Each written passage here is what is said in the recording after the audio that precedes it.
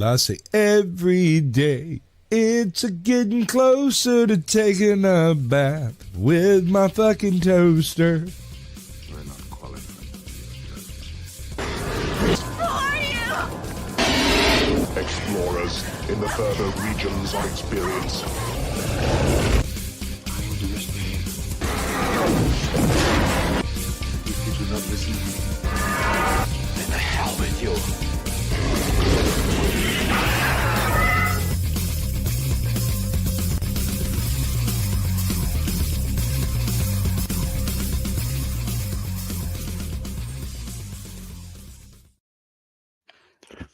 Greetings, salutations, and welcome to the 122nd episode of Screaming into the Void. I keep doing that. I keep mixing up the show's titles. I don't know why that is. It's been a thing for a couple of weeks.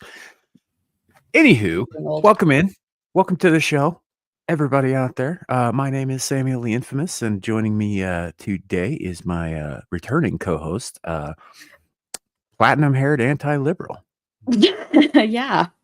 It's weird. I feel like, I don't know. It's weird. Hi. I'm here. I'm blonde. And it's not my natural blonde either. This is what I do. I change things up randomly. This is true. This is true. We just all got used to the green, and then it became purple and green, and then you shocked everybody with actually Devil's actually really upset with you about that because he worked really hard on a new thumbnail for Beelzebub, and it's got your purple and green in it. And then he found out that you didn't have that hair color anymore. He's like, God damn it. I mean, I posted it on Wednesday. Yeah. It's pretty funny. Anywho, welcome back. Hopefully he doesn't make a new one for next week. Yeah. With any luck, he'll hold off on that. Yeah, he'll hold off on that until whatever the new thing is revealed. I don't think people understand the length of time that my hair was green is very rare. That I don't change it to a new random ass combo or complete different color. So y'all might have to get used to it. Almost the entire time you've been an internet presence, it's been green. I mean, strategically, that's why I kept it for so long, because I knew people were going to get all uppity about, oh, it's not green. You're going to have to change your name. And they did, predictably. And I was just like, I'm not changing my name. When I first started my internet name and people knew who I was because of Yaira, it was red, white, and blue. So, but the name was still green-haired. Just saying. No, that's fair. So welcome in, everybody. We've got a little bit of a show today. So we are live currently on YouTube, Twix, and Rumble. If you are in any of those places, please do drop a chat. Let us know you're watching, and we will, do our best to acknowledge that. At the very least, highlight it on the screen as you come in. And speaking of which, we're going to say hello to the chat real quick. First is Lawrence Knight, as per usual. Second, we have Kohai Masochist. Good to see you. Dom H. Hello, Dom. my friend. And everyone. With Le Pot de Fleur, our resident Quebecois. YouTube is at it again. Had to resub. Yeah, I've been seeing some shit like that on multiple platforms. Actually, like I lost, I think, 20 followers on Twitter over the last week. I think they were all bots, but I'm not 100% sure. They just disappeared. So yeah, and I wouldn't be surprised. YouTube's probably doing purging shit again. But appreciate you being here. We also have Ryan Legion Games 2076 in chat. Hello. We have D-Day Direwolf. Yo, killing shit in PoE 2. Well, I hope you enjoy it. I wasn't a fan of PoE 1. It wasn't my thing. Know what that is. Path of Exile. It's sort of a Diablo clone. Sort of. I think my brother's playing that right now. Yeah. So we've got Zillage in chat. Hello, my friend. Over on Rumble side, green hair anti-liberal, who's also on the panel. I don't know why I even brought that up, but here we are. Because I demanded it. Bernie, good to see you. Yeah, good to see you, my man. Haven't seen you in a minute. Glad to see you. Yeah, so we have a couple of things to go over today. Possibly there might be other people jumping in. We'll see. You know, it's kind of one of those deals. So it was a little inconsistent a couple of weeks ago. Took a Saturday off to take care of some personal stuff, and we've kind of been on our way back ever since. But that's the game. You know, not if it's on the YouTube, the algorithm does punish you a little bit. You know, so. And then, you know, obviously it's holiday season, so sometimes panelists can be hard to wrangle together because, you know, they got stuff to do. They got family time, they got travel, you know, what have you. And we do operate on a Saturday afternoon, which is kind of an awkward time for a lot of people anyhow, because, you know, where I'm at, it's 4 p.m. But for some of our panelists, it's dinner time, you know, or it's get close to midnight, or it's, you know, whatever. So it is what it is. So anyhow, but yeah, Gal, glad to have you back. Thanks. Glad to be back. Not traveling 17 hours on the road. Indeed. So the first thing we're gonna do, in case anybody missed it, I did make a short out of this, but it kind of cuts off a lot of the stuff. Just for fun the other day. So I've been playing, you know, Elden Ring again. Because why not, right? You know, I enjoy the game for the most part, and I'm just you know, dicking around. Well, at one point I killed a bear, and the bear landed on its back and started twitching and wouldn't stop. So I decided that I was going to turn Elden Ring into Baldur's Gate 3, and some of you out there will definitely get this get this reference. Do you want me to share it? I suppose it would help if I finished doing the sharing thing, right? Yeah, there we go. Mm.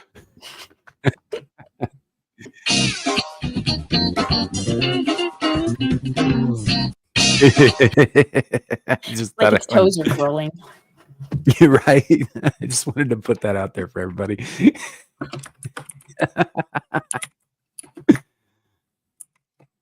Yeah. Wouldn't that be Bal now? So I'm going with platinum, so Pal. No, I was just typing that out. Yeah. And I do carry a gun. So, anyhow, for those of you who don't get that reference out there, Luke Casley, I'm sure you're hopefully not listening because we did start out kind of strong today. Baldur's Gate 3 has an infamous scene involving a vampire banging a bear, or rather the bear bangs the vampire. So I just took an opportunity when it came up and filmed this little thing and put some music to it and all that, make it seem kind of risque, as it were.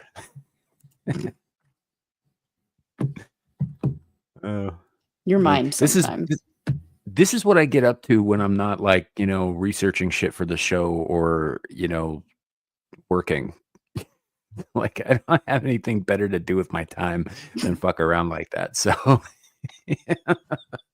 I find it hilarious. So entertain the void and the masses.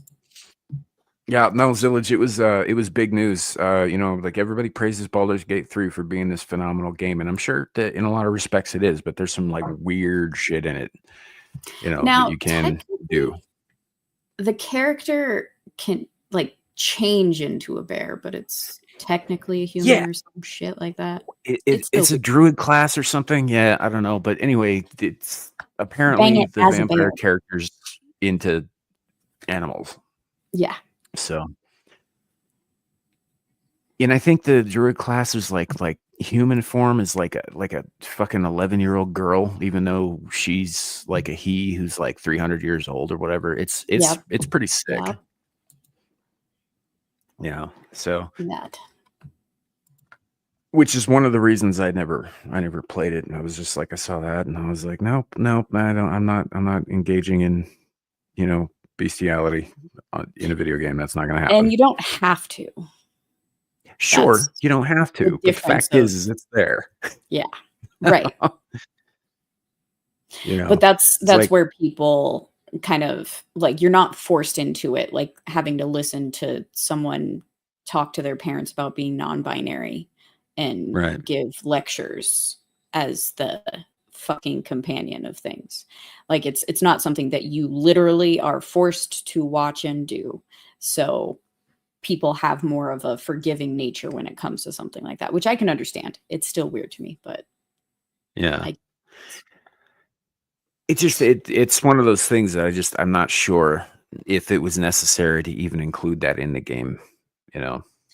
especially with like certain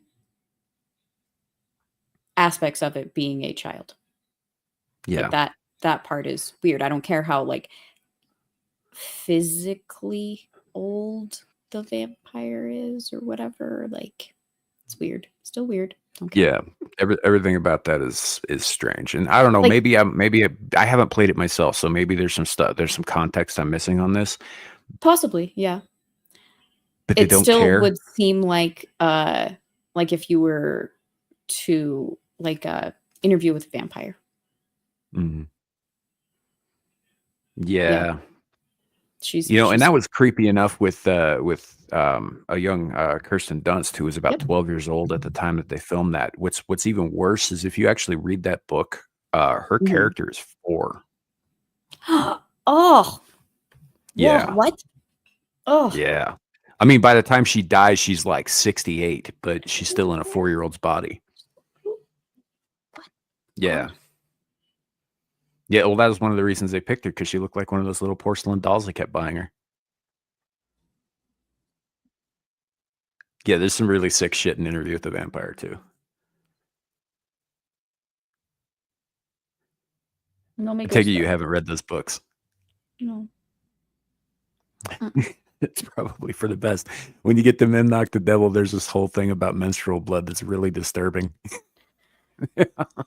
So I tried reading the Witcher books and I got through like the first part because Hey, there's like GB. part 1, 2, whatever. Mhm. And like the first book starts like it's nothing like the show essentially. Like the first season of the show where they haven't found each other or whatever. Ciri is there like doing the obstacle course or whatever that the Witchers go through in training. Mhm. So like she's with the Witcher already.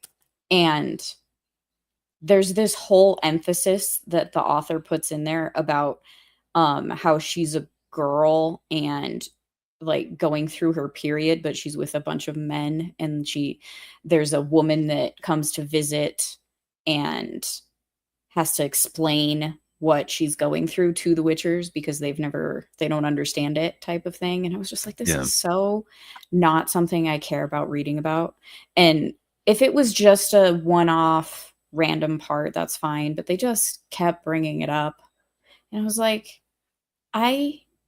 so prime example, my doctor, like this is a bit TMI, but I don't really care because whatever. My doctor is a dude. I prefer dudes. And it really was emphasized when he suggested like there's a women's clinic upstairs in the same building. If you want to go there for like your women's health testing. And I was just like, sure, he suggested them, whatever. I go through the whole process and there's all of these panels up like talking about your period should never be taboo and you're a woman, it's great, blah blah blah blah blah. And I was just like, can I just go in and get out, like finish business and get out? Like, why do I have to sit here and like wait for the doctor to come into the office after I've checked in and see all over these stupid little posters about being a woman is okay and it's great and that we should be able to talk about it and blah blah. I'm like, no, I don't want to fucking talk about it. I want to make sure that I'm healthy. Shut the fuck up, do your business, I'll leave, we're good, okay? I don't need to read it in a fucking what's supposed to be like a kid's book with The Witcher. Like, what? I did not like it. I don't like crap like that. Like, why do we have to talk about things? As I sit here talking about things, but whatever. It's just whatever. I don't like it. Like, can we talk about shit that actually matters? Not all this frou-frou crap. Yeah. It's fun. I'm so glad you're back and you're so animated. It's like you've been holding back for a while. I'm sorry. That little diatribe of yours is definitely getting clipped out because that's fucking gold. But I mean, come on. Like, why do we have to go through this stupid rigmarole of, yeah, like, I'm a woman, you're a woman. Let's celebrate each other and talk about each other behind each other's backs. Yeah. It's so great to be a woman. I saw a post the other day that Melee K retweeted, or quote tweeted rather, and it was talking about like, well, women have to, give birth, and we have to go through our cycles, and we have all this problems and these problems and these problems, and what do men have to deal with? And K goes, us. I loved it so much. I saw that, and like Twitter did its like update thing on my feed, and so I couldn't find it again. I was upset. I was just like, this is like gold. Yeah. That was like the single best response I could have hoped for. And again, coming from a woman, it was much better. Yes, absolutely. This is why she's my waifu. Yeah. Kay's great, by the way. If you guys don't know the Melees, check out Melee Games on YouTube and Melee Games and Melee Charisma on Twitter. They're great fucking people. They're goofy as shit, and they get into some weird stuff. And also, whatever you do, make sure that you bring up both Pickles, Oreos, and Garfield 2K when you do interact with her. Just find a way to work all three of those things into a single sentence. Don't do that to her.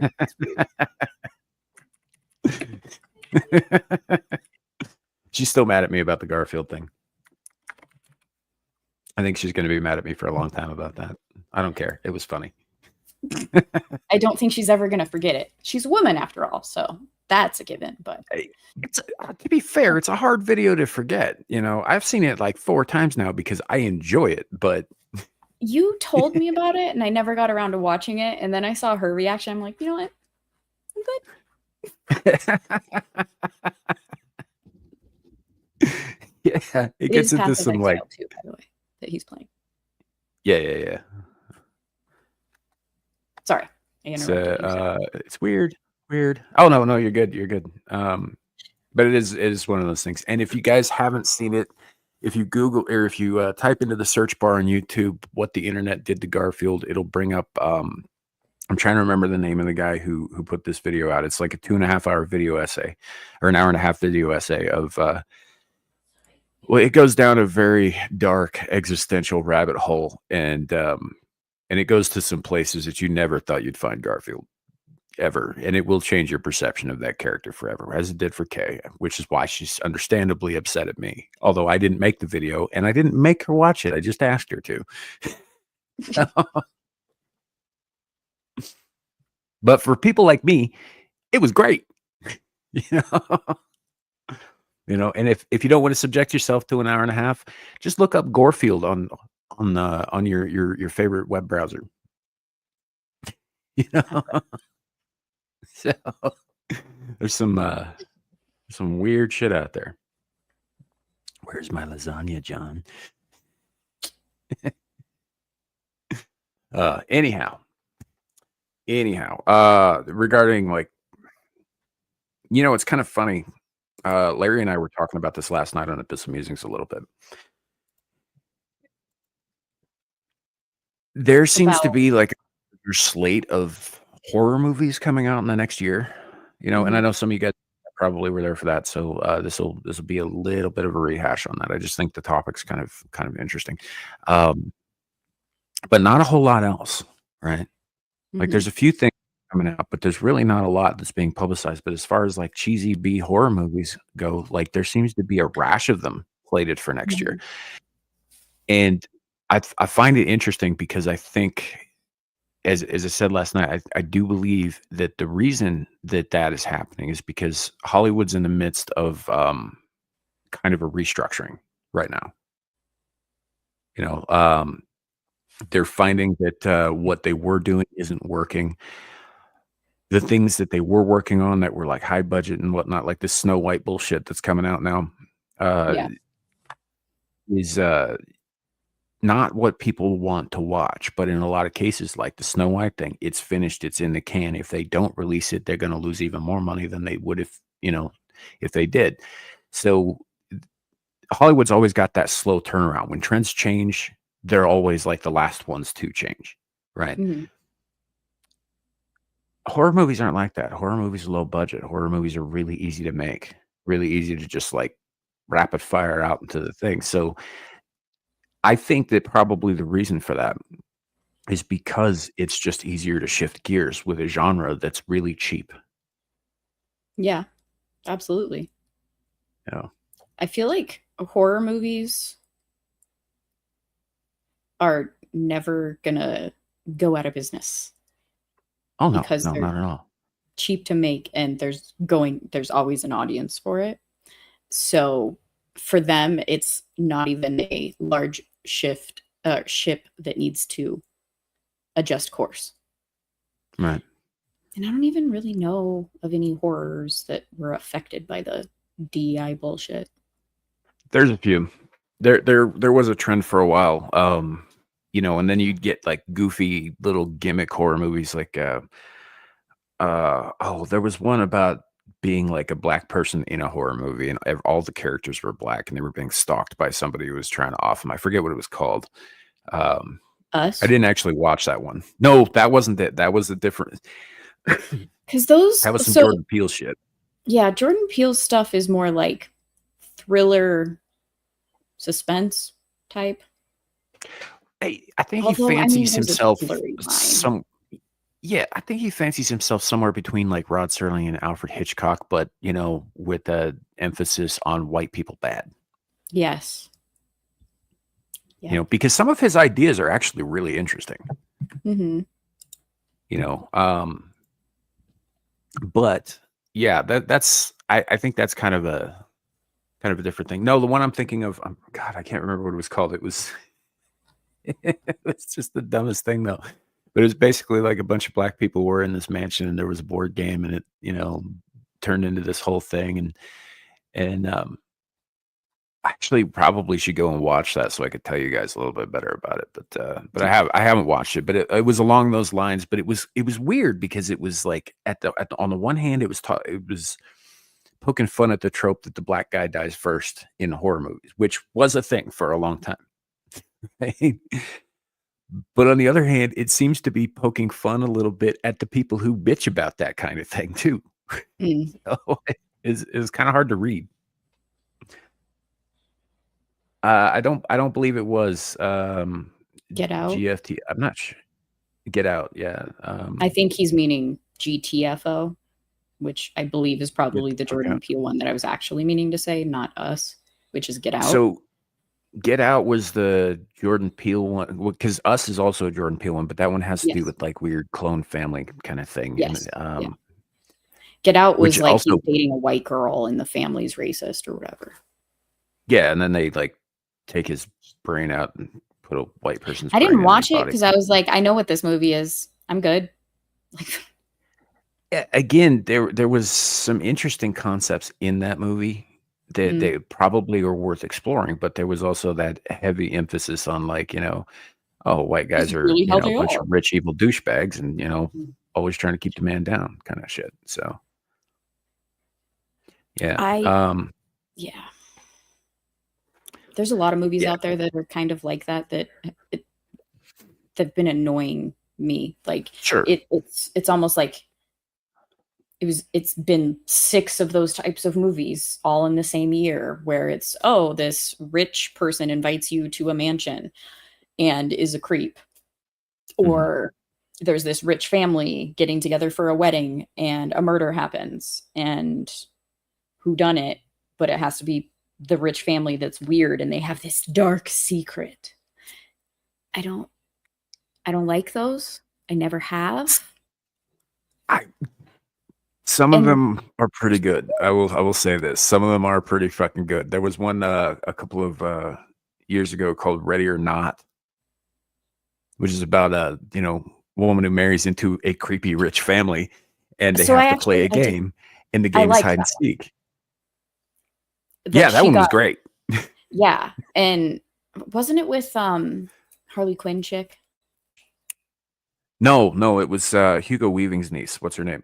Samara Weaving. Really? Okay. But either way, Yeah. yes, I actually enjoyed that one.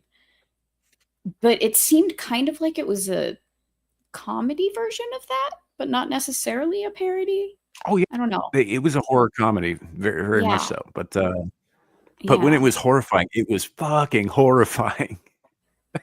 And like her husband played like he didn't want it, like he actually loved her and didn't want to sacrifice her or whatever. But then Yeah. but he wasn't fully into not allowing it to. Yeah, I enjoyed that one. Yeah, that one was. I actually watch that movie periodically because I think it's a hell of a flick. It's a lot of fun, and Yeah. I like Samara Yes, I Weaving. was I happen to thinking. think she's a very entertaining actress. I've enjoyed everything she's in. Yeah, I was Zilla thinking it was Margot Robbie. So, but that's not. yeah, no, Samara was also in this couple of movies by McG called The Babysitter, and then the sequel to that, which is The Babysitter, and I forget what the subtitle is, where she's basically a witch who sacrifices the blood of the innocent that she babysits to Satan, kind of thing. So that's the actress that was in it. That's Samara. Yeah. Weaving? The babysitter character. Okay. So that's what I knew her from, because I enjoyed the first movie. I didn't watch the second one because I was like, it just seems like the same thing over again. Whatever. It kind of is, kind of isn't. It does the sequel thing very well. I'll give it that. Okay. That was a funny movie. It was good. Hey, Shadow, no worries. Don't speak for me, Sam. Get your ass here, kid. Fucking stuck at work. Fuck work. Yeah, as Larry keeps telling me, quit your job. So, but yeah, it's just one of those things. Like sometimes they're really good and sometimes they're not. But like a couple of weeks or a couple of months ago, when I told you guys about watching Slaughterhouse, right, and how much I enjoyed that movie. That movie has some like fucking modern politics bullshit in it. It does. It just wasn't as big a deal in that movie, enough of a big deal in that movie to make me not enjoy the rest of it. Kind of thing. But yeah, there's a whole subtext about not taking animals out of their environment and like PETA and all this shit. You know, of course, in this case, you don't take the sloth out of its environment because it will murder your entire sorority with like fucking weapons and shit. Mm-hmm. He learns how to drive a car at one point. Did you watch The Tire too, or Rubber? Is that what it was called? Rubber? I have seen Rubber. Rubber is a special movie.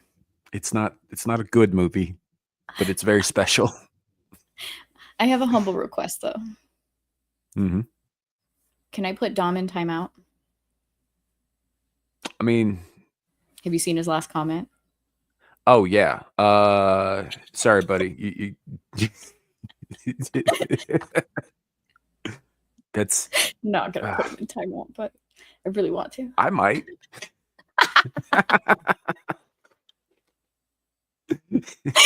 No. Yeah. Everybody disregard Dom H's last comment because that book fucking blows. Ass. Straight ass. So, gay ass but, too. But yeah, no, the whole Slaughterhouse thing was such a they got praised by PETA for using a puppet instead of a real live sloth. That was why they got any recognition at all, by the way, is because like, oh, PETA's praising this movie because they didn't use a real animal. That would steer me away from it. Kind of like I was already planning on going to see Nosferatu, but then they bring up the whole bullshit of don't go support this movie. Is this a good transition? Yeah, no, it's a great transition. So for those of you who are unaware, there is a movie called Nosferatu coming out, which is a remake of the 1922 F.W. Murnau classic, which was an unlicensed adaptation of Dracula, and we should never have seen, honestly, because the Stoker estate, who owned the licensing rights to Dracula at that time, were very upset about copyright infringement. And so they won their lawsuit against F.W. Murnau and his studio. And by court order, all of the extant copies of this movie were to be destroyed in fire. Right. Some of them survived, which is why we have Nosferatu today. So this one that's coming up is a remake of that. With fucking Willem Dafoe, I think, is in it, which is really interesting because a few years back, he was in a movie called Shadow of the Vampire, which was about the making of the original Nosferatu, and he played Max Schreck, who's the guy who plays Count Orlok, the vampire in the movie. I didn't know that. Yeah, it's pretty good because in Shadow of the Vampire, it's sort of takes a departure from what actually happened when it's revealed that Count Orlok, that Max Schreck is in fact a real vampire. Mm-hmm. Kind of thing. But it's pretty worth watching. But this upcoming, so for those who aren't aware, recently PETA came out and decided to condemn this movie because they used something like 1,000 live rats in a scene. Mm-hmm. And they're making it sound like rats are killing people, and rats don't harm people. I mean, Lily made a great point on Twitter about that. You cut out, Sam. Whenever you hear this, if you come back, what I'm gonna do. You were slightly back. I'm just gonna share this until you come back. If you do disappear, I feel he's about to disappear. Yes, it's basically misrepresenting rats, and they're upset about it. I'm sharing it from Culture Crave. Bear with me. Oh, are you back, Sam? Hello? I'm just going to share this. He might disappear. He might not. Oh, well, let me make this bigger. That's what she said. Hopefully y'all can see this. But yeah, a human is no more likely to be harmed or killed by a rat in real life than by a vampire. The only pests moviegoers need to be concerned with are directors who subject animals to the chaos and confusion of a film set. Hi, Sam. You're muted. If you can hear me. Hello, Sam. I could hear you the whole time. I don't know if you can hear me now. I can hear you now, yeah. Oh, good. I figured I'd vamp until we could hear you. Yeah, no, that was good. Yeah. All right. So what did the thing you were sharing, what did that say? Oh, sorry. I'll bring it back.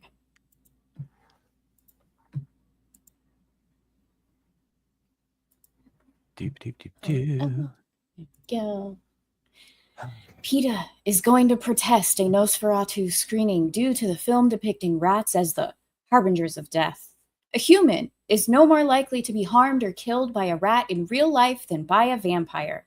The only pests moviegoers need to be concerned with are directors who subject animals to the chaos and confusion of a film set. The film used 5,000 live rats for scenes. I mean, that was my dramatic reading. Yeah. Of the day. So I will take PETA's recommendations on animal cruelty seriously when they stop euthanizing puppies for no goddamn reason. Well, and Triss had a good point. Legion of Memers Triss.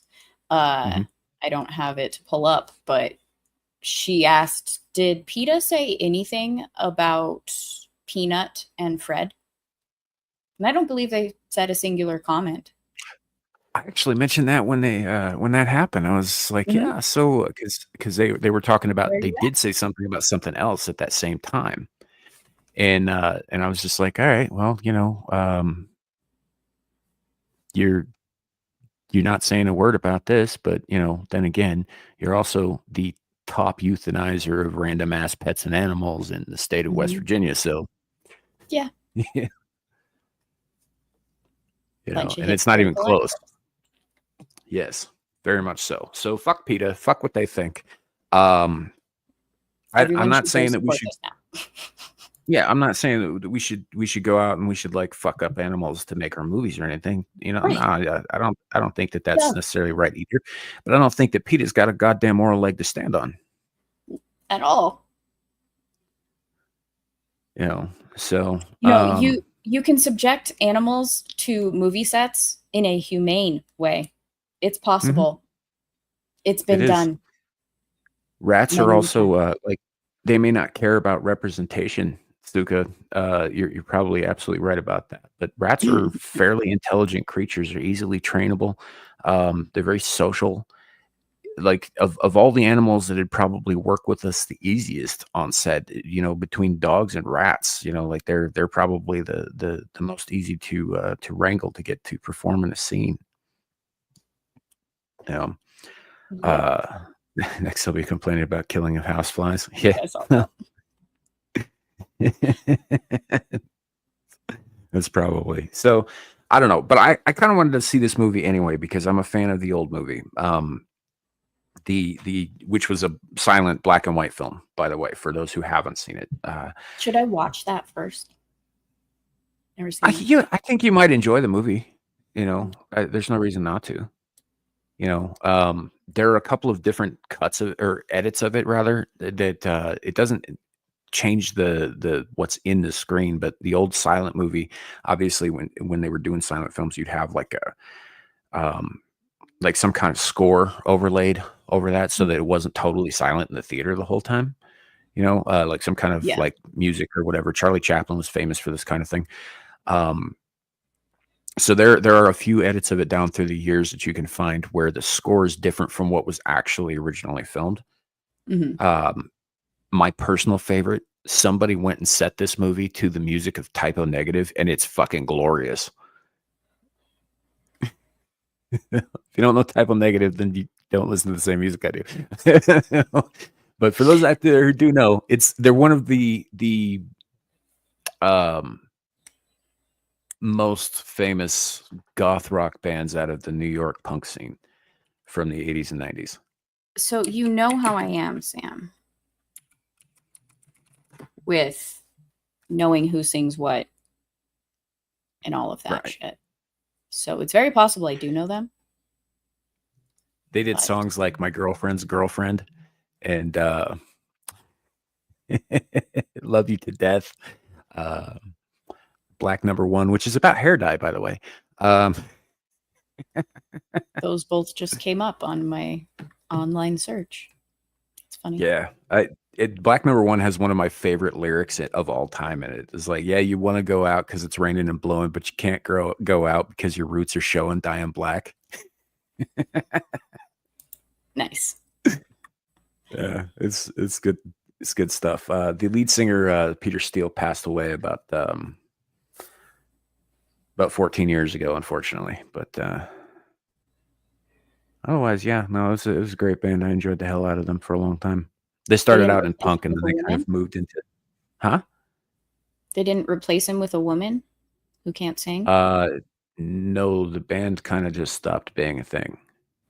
Okay. So it's pretty hard to replace him with a woman. Dude was 7'2" and had a very deep voice. It's always possible. Linkin Park, That's not Linkin Park. I'm sorry. It's not. I know. I mean, they could be a new band, like from what I've heard, they're not terrible together, but they probably shouldn't be using that name. And they shouldn't be singing his songs with her. I mean, she's ruining personally, I'm kind of torn on that myself because I wasn't a fan of Linkin Park to begin with. I loved them, but I'm like, different generation. And there have been some cases where like a new singer has been really beneficial to a band, AC/DC, for example. Yeah. Or Iron Maiden, or hell, the Dio years with Black Sabbath were pretty good. Yeah. So I mean, it can be done, but I don't know. In a lot of ways, it's but none of those guys is. I think AC/DC's case, yeah, the original lead singer did die. But the other two examples that I mentioned, they just moved on with their careers. And all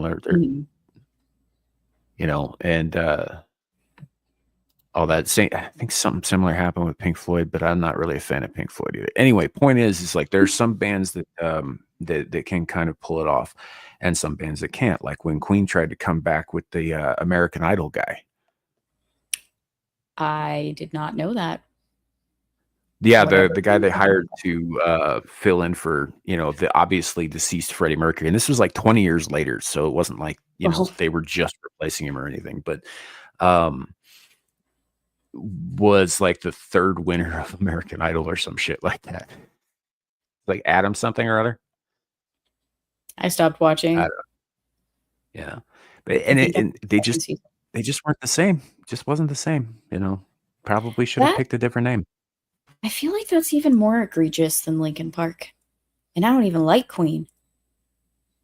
Yeah, cancel me, whatever. I don't. Jesus. Get out. I'm just kidding. Oh, I was ready to click. I know.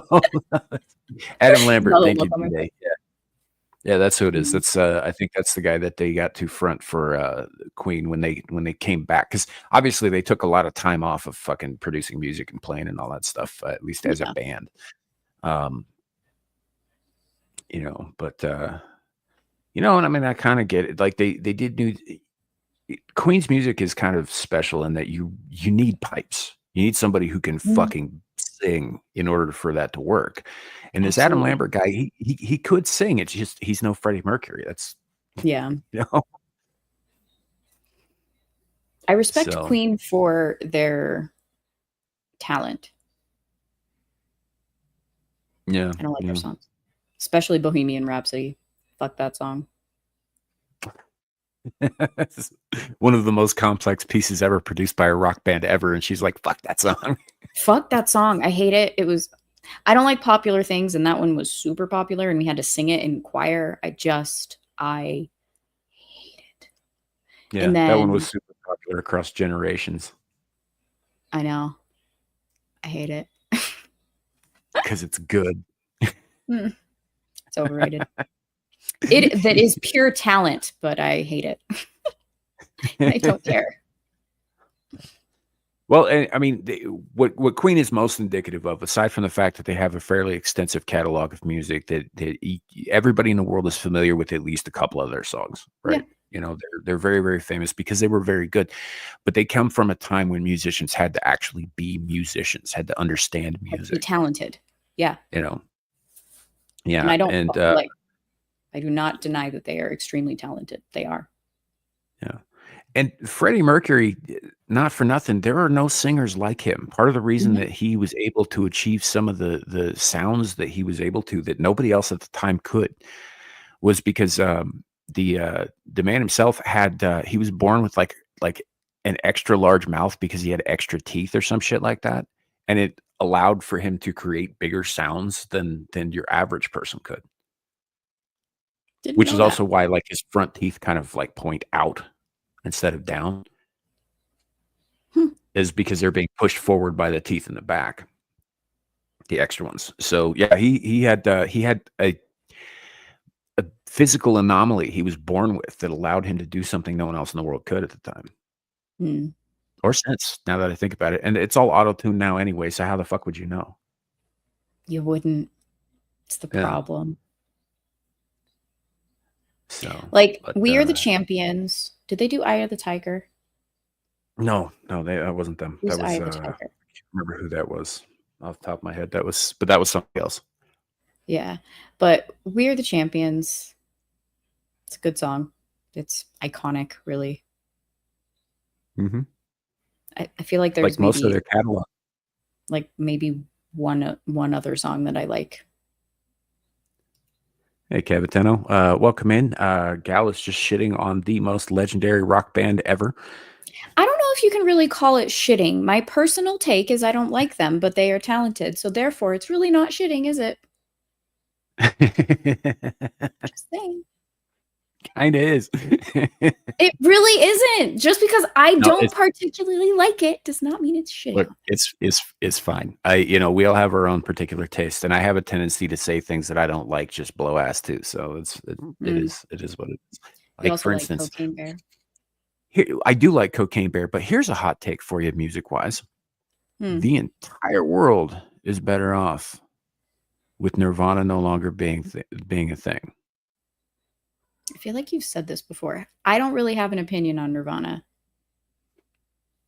I do, and I have things to back this up with. So, Kurt Cobain, right, was touted and lauded as the voice of the generation, of my fucking generation. And by the way, no, he fucking wasn't.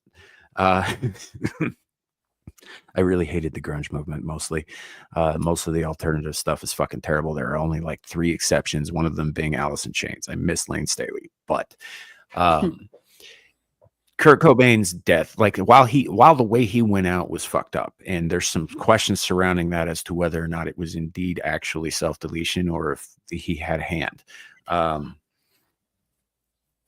Possibly involving Courtney Love. Yes. I just, no, we don't know. The fact is we don't know. And I don't wish that kind of thing on anybody, but if that had not happened, right. And I know there's varied opinions on this guy too, but you can't deny the man's talent. Dave Grohl would never have been able to step out of his shadow. I know the name. The Foo Fighters, he's the founder of the Foo Fighters. The Foo Fighters have made some of the greatest fucking music in their genre since then. Some really good tunes. And Dave Grohl is a multi-instrumentalist. He's a fairly talented vocalist. He's a hell of a drummer. And none of that would have come to light if he was stuck in this shitty little fucking band about how much everything sucks in the shadow of the front man. Yeah. He wouldn't have happened. So, but and also I think Nirvana's music blows. I only know one song, the Smells Like Teen Spirit one. Isn't that? That's one of theirs, yeah. Mm-hmm. I know Foo Fighters songs, but I can't think of them. As I said, really bad with names and who sings them. So, hello. When did he pass? Like what year? Well, off the top of my head, I don't recall. I think it was sometime around 1994. Oh, okay. But I could be wrong about that. Like, don't take my word for that. But it was sometime then. Yeah. Yeah. So it was. I don't know. I think he was given a lot more credit than I think he was due in terms of his actual contribution to the music scene. I don't think grunge actually brought anything decent to the music scene. I think it did. It was an example of postmodernist deconstruction of music. What other bands are considered grunge? You have guys like Pearl Jam, for example, Stone Temple Pilots, who actually do have a couple of good tunes. Alice in Chains. Although I would argue that Alice in Chains were just a non-conventional rock band, but. Well, see, I always figured that they were considered a type of rock. Yeah, it is. Grunge is a subgenre of rock. It's sort of in the same way that punk is a subgenre. It's kind of its own thing. And it all got lumped on the radio together under this banner called alternative rock. Which then later on it started to include other stuff like nu metal, which led into fucking like Nickelback and stuff like that. And we're talking about over a period of about 15 years, but okay,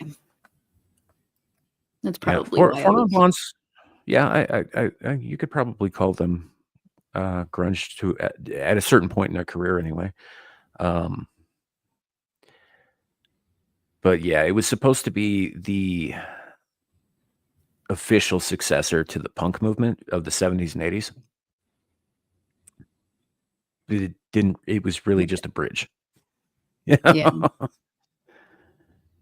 So I don't know, but and then like nu metal came along and fucking rapcore. I don't know if any of y'all remember rapcore, but Jesus Christ, that was an atrocity. I've never even heard of that.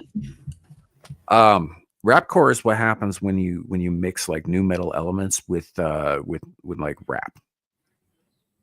So some of the stuff that Korn did with like Limp Bizkit and shit is rapcore. It's not good. It's an abomination. It's like fucking peanut butter and chocolate, but like actually evil. So you don't like peanut butter and chocolate? I've been very clear about this in the past. I do not recall at all that being a thing. It's very much a thing. And those of you who are longtime listeners will recognize what I say here. I'm not a fan of the gods. I'm not. I'm not a fan of God or goddess or any of those people. But the one thing that they and I are of one accord on is that tainting perfectly good chocolate with peanut butter is an abomination unto the Lord. Oh, you are such a contrarian. What? What? Yeah. No, peanut butter just makes the chocolate taste like fucking peanut butter. No, it doesn't. Peanut It butter totally does. taste like the combo. What? You are weird. I don't like peanut butter in I was just anything. gonna say, as someone who eats peanut butter and pickles together, Oh, that's weird. That's so much worse. I know. It like I can understand why people wouldn't like that combo or would think that it's not okay. But chocolate and peanut butter? Yeah, chocolate and hot peanut butter. take, I like man. chocolate. I don't like peanut butter. Why would I mix the two? Lots of stuff. Zillage, where do you want me to start? No, Suka, I do not like Reese's at all. I think that if there is an Antichrist, Reese was probably him. I make homemade Reese's peanut butter cups. Here, Dark Mark, chocolate. let's see it. Hi, Aaron. I think I might have weird taste buds. That's very possible. Like those. You know what a no-bake cookie is? Mm-hmm. Okay, so most people have a recipe that requires peanut butter because the peanut butter is really what holds it together. It just kind of falls apart without that, right? Yeah. My mother found a recipe and perfected a way to do this without peanut butter, and they're fucking awesome. I make them both because my brother, who loves Reese's, does not like the peanut butter ones for no-bake cookies. So I cook, well, we don't eat oats anymore, so I don't make them anymore. But yeah, no bake. There's chocolate no bake, and then there's the peanut butter. The chocolate no bake is delicious, but the problem is they look exactly like the peanut butter ones, and so if I don't know, oh no, they do. Maybe Every time your I've been around mom's. no bake, no, I'm talking like so. You grew up Mormon. You remember potlucks when people would bring all kinds of fucking wild ass shit, right? Usually some variation on peach cobbler. I don't know why Mormons are really into peach cobbler, but they are. Call that. But somebody would always bring no-bake cookies, right? And they'd always look just delicious. And I'd pick one up and I'd bite into it and there'd be fucking peanut butter in it. Okay, you know what? This is triggering me like when people say that oatmeal raisin cookies look just like peanut butter, or not peanut butter, chocolate chip, but they're not. And so it traumatized I them. don't No, understand that's people who bullshit. think that like raisins don't look anything like fucking chocolate Well, chips. same thing here, my friend. The peanut butter ones look completely different. The consistency of the cookie is different with chocolate versus peanut butter. Yeah, this is It why is a different shade. I only eat the ones that my mother makes now. Hey, Dave. Did she not make Gary, full? good to see you. Yes, she did, and she's going to do it again soon. What is the second to last word? Oh, Centrati Pride, Macross or Robotech reference. Oh, you know what? I think he might have said that before, and I had to look it up, and I've forgotten. Yeah, he's brought it up a few times. So, but I do love me some oatmeal raisin cookies. I don't give a fuck what anybody says. They're delicious. And Sheep City will back me up on this. Wait, sorry. What will he back you up on? That oatmeal raisin cookies are delicious. Yes, they are. Mm-hmm. We all know the internet. Sorry, buddy. This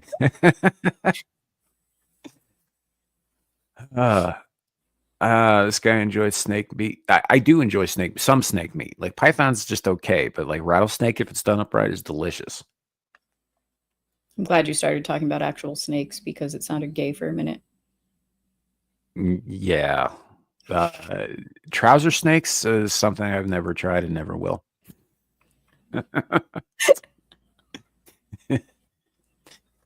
Anything that looks like a blind worm, I'm not eating.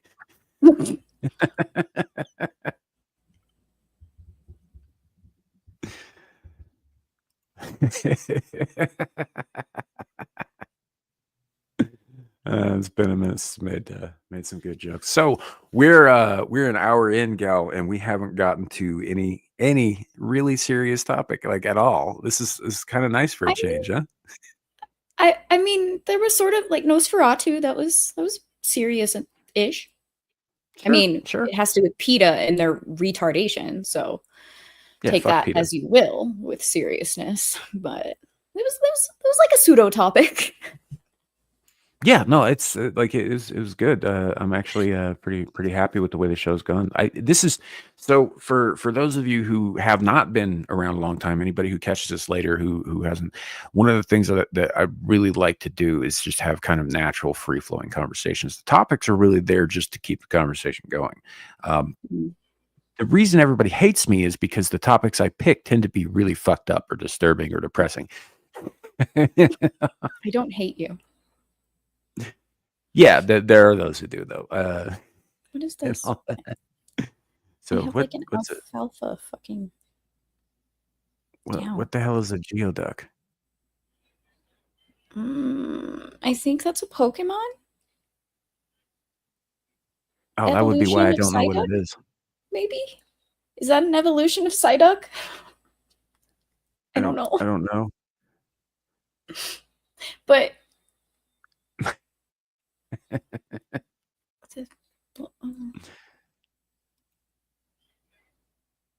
yeah, that's probably true, Carrie. Yeah, it could be. It could be. Big slimy eel thing. Huh. Okay, now I gotta look it up. I've had eel. Don't recommend, right? No. I actually really enjoyed it. Oh, it is not a Pokemon. What the fuck is this? The Pacific Geoduck. Gooey Is it duck. a fish? The pronunciation makes it seem like it's a gooey duck. That's totally some kind of clam, apparently. I don't know. I've never heard of one. So. Clam in the family. It looks like an elephantitis penis. Look it up, but do not show it on screen. Yeah.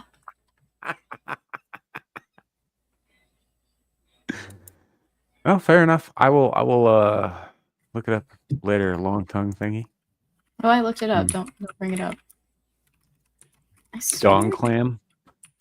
Isn't that a bit of an oxymoron? Unless you're like talking like alien hentai. Oh my god! I've seen some things. Apparently, they shoot water. So it's essentially a penis without a man attached to it. Yeah. Yeah, I'm definitely not eating that.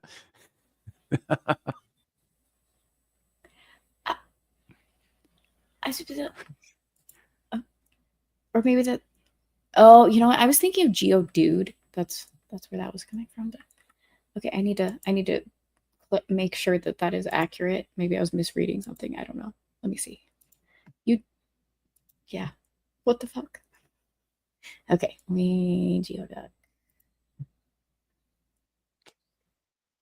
So, ladies and gentlemen, speaking of people who put things that are unsavory into their mouths, this came up the other day. Yep, they squirt water. Okay. Above the surface of the sand. Zoom in, Russian my friend. court. Russian court finds 12 people guilty after police raided nightclubs in Moscow over LGBTQ propaganda. In Russia, the LGBTQ movement is banned and classified as an extremist organization, punishable by up to 12 years in prison. 12 people recently found guilty for going around saying like it's okay to be gay in Russia. How do we feel about this? I feel pretty good personally. Don't live in Russia if you're gay.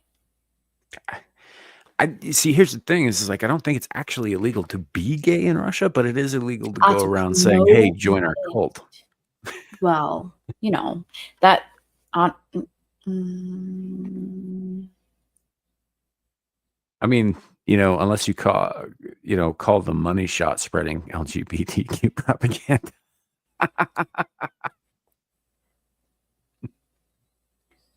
I mean, they don't have free speech over there, so that sucks. Don't live in Russia. There is that too. Yeah. I mean, Russia's got some issues that are not great, but in this respect, we've been over this. I don't care if somebody's gay or not. Yeah. It doesn't bother me one way or the other, as long as they're not trying to bang me up the ass or mess with my kids or anybody's kids. As long as they're just, doing whatever on their own, then I don't give a shit. It doesn't matter to me. It shouldn't be their whole of their identity anyway. The whole of my identity is not straight dude, right? I am a straight dude, but I don't go into every room where there's a crowd of people and announce loudly at the top of my fucking voice with flags and fanfare that I'm straight. It doesn't come up in conversation, because it's not Weird that how important. That Yeah. So because it's a behind closed doors thing, or yeah, because it's also not appropriate to every social situation to bring up. Right. Like I'm not going to go into a church and say, "Hey, by the way, I like sticking it in girls." Yeah, it's kind of weird if you do. Yeah, you, like that's just the wrong venue for that kind of conversation, right? Whereas, over here in the States, anyway, you get this kind of activist who will go to places like that and be like, "I'm gay. I like taking it up the butt." It's like, okay. Why are you telling us here right now? What does that have to do with anything besides you and your butt? Literally, where did it go? I had no idea they were Russian. Yeah, they were. And are like when rather, I was are sorry. Yeah. Yes.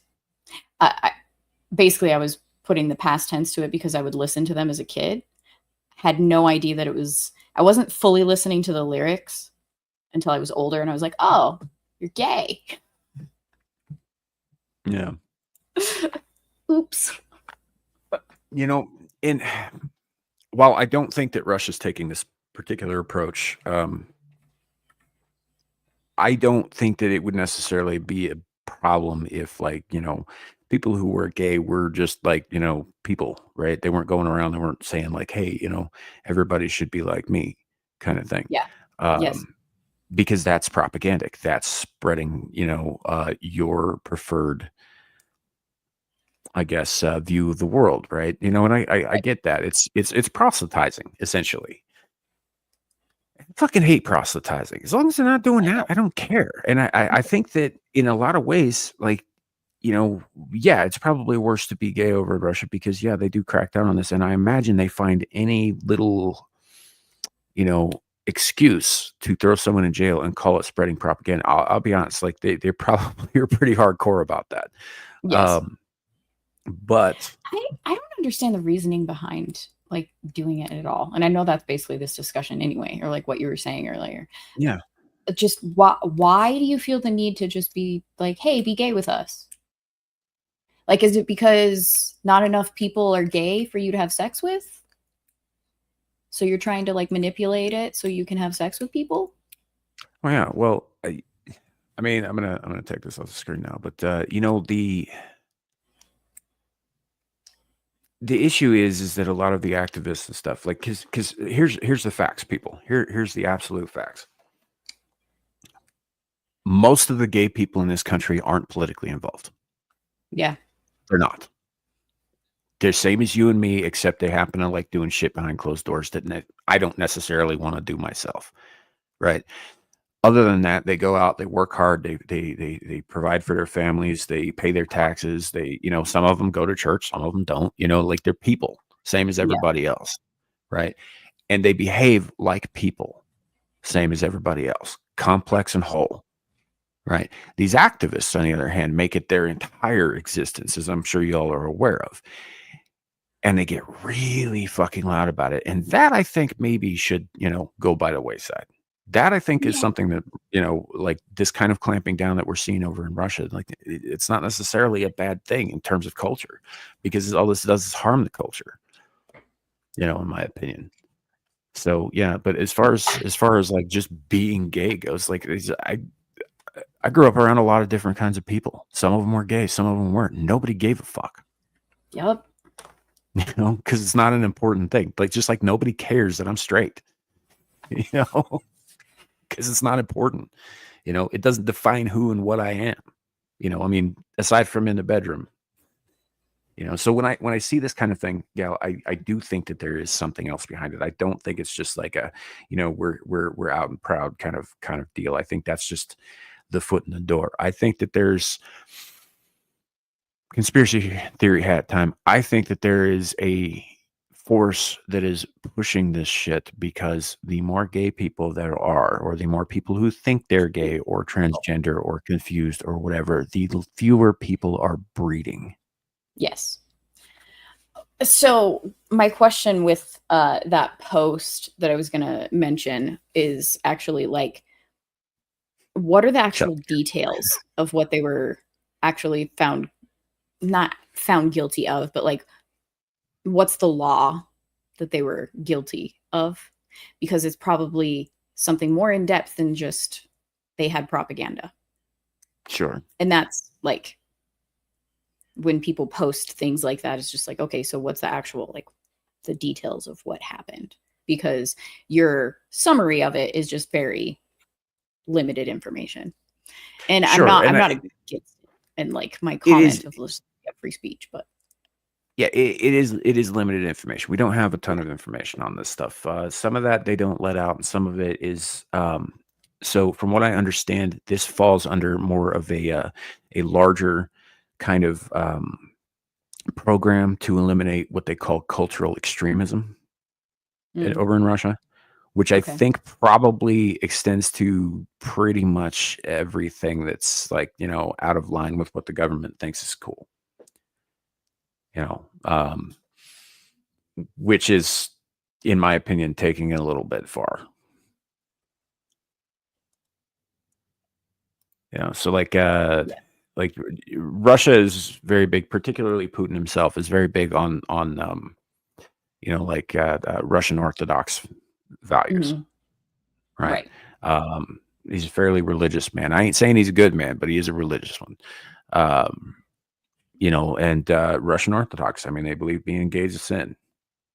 And that the mere act of being gay is actually corrosive to the culture.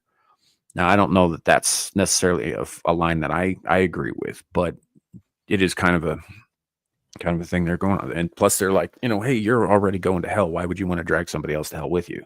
So we're going to put a stop to your ability to do that kind of shit. Well, and like in the end, it's technically true.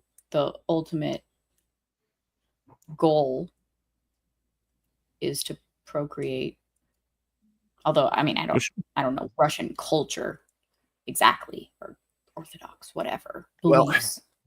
Well, let's get down to the nitty gritty on this just a little bit here. When you talk about like the ultimate goal of procreation, and Mom, if you're listening, put your fucking earmuffs on or something. The whole point of sex is to create children, right? That is the entire point. The reason it's fun is because it's fucking disgusting, and we wouldn't do it if it didn't feel good. Yeah. That's why it feels good, is because we would die out. We would have died out thousands of years ago because it's fucking gross. Yep. Like if you get down to it and you look at it in any kind of like real depth, right? Nothing the human body does is pretty, and that includes procreation. Yeah. It's just that's what it is. Yeah, and that's why it's enjoyable, because otherwise there'd be no convincing us to do it at all. Hey, Abe, good to see you, man. Right, it would become a chore. No one likes chores. Right. Well, and depending on who you're married to or procreating with, sometimes it kind of is a chore. Yeah. It's not supposed to be. No, it isn't supposed to be. But it can be. It can be. So, I don't want to have your babies, Carrie.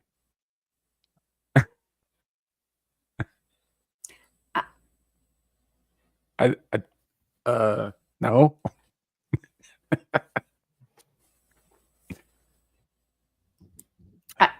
And I don't think he wants you to have his babies.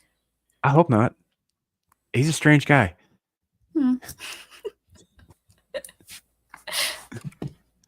So, no, but I don't know. I don't necessarily have a problem with cracking down on, like propagandists. I would apply that same thing to here. Like, anything that smacks of Marxism or communism or, like leaflets around fucking campuses and shit that are just like, hey, you got down with the man kind of shit. And it's like, I don't know about that. I'm not necessarily against obviously your First Amendment right to peaceably assemble and protest and all that shit. Right.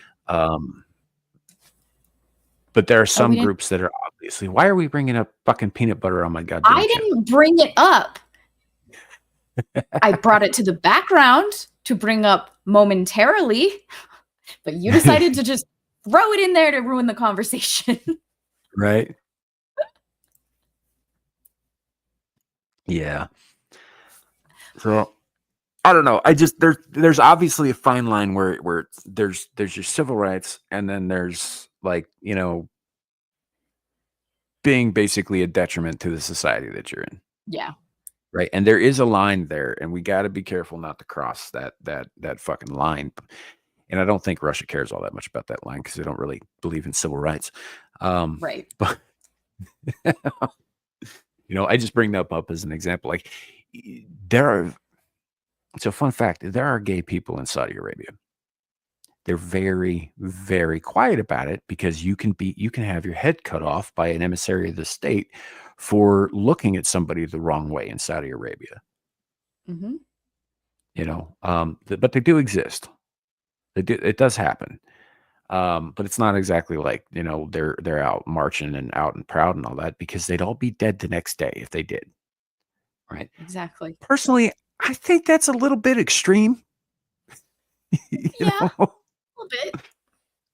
I'm not for like ending the lives and all that stuff. And like, when they, to kind of segue a little bit, when they talk about the trans genocide, there is a trans genocide in this country. It's being perpetrated by trans people against themselves. Yes, it absolutely is. I mean, for a very loose definition of the term genocide, by the way, because well, I don't know that I would classify them as a group of a solid, any kind of solidarity there.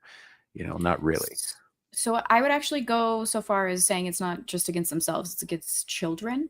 That they're like, so the trans genocide is of children by telling them they're trans. I think you have a point there too, but that wasn't what I was getting at. I was talking about the sheer numbers of them that end up swinging from a rope. Oh, I know. Well, so I'm actually meaning that because those children get transed, and what is the ultimate result? Beyond transitioning potentially, but like for this specific topic, like a certain amount of them may end up hanging from a rope. Yeah. I mean, and they've been taken advantage of by, the propaganda that's out there that's pushing them towards this stuff that maybe we should be fucking punishing by law. Yep. It's just a thought, because like, I'm not saying it would guarantee that there would be fewer deaths, but it couldn't hurt. Mm-hmm. Sorry, I'm late. I had a date with a duck and some potatoes. A geoduck? Fair enough. No. Not a gooey duck. An actual duck with drippings and potatoes. Well, apparently the geoduck drips too. Sorry, what was that? I said apparently the geoduck drips too. Gooey duck. Squirts, really. Yeah, it does squirt, especially when you pull on it.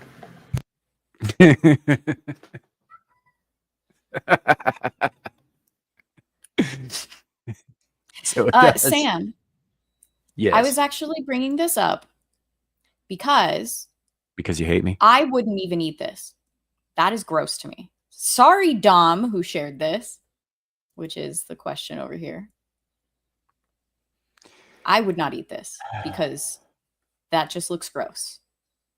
No, and it's not just the definitely wouldn't looks. fucking eat it. I like the peanut butter to chocolate ratio. I do not feel would be even remotely delicious. More peanut butter or more chocolate? Wrong peanut butter, wrong chocolate. I don't even know how to answer that. It could just be I don't want it in a paste. I mean, that's sin in a jar. I wouldn't go that far. I just did. But I'm just saying I can't eat peanut butter. Y'all suck. I don't like peanut butter. I don't eat that shit if I can help it. Yeah, he's being all Sam about it. He's accurate on this one. It's not good. It's a bad thing. No, Suka, I don't. You're thinking of devil. I'm not that kind of entity. It's really his bailiwick.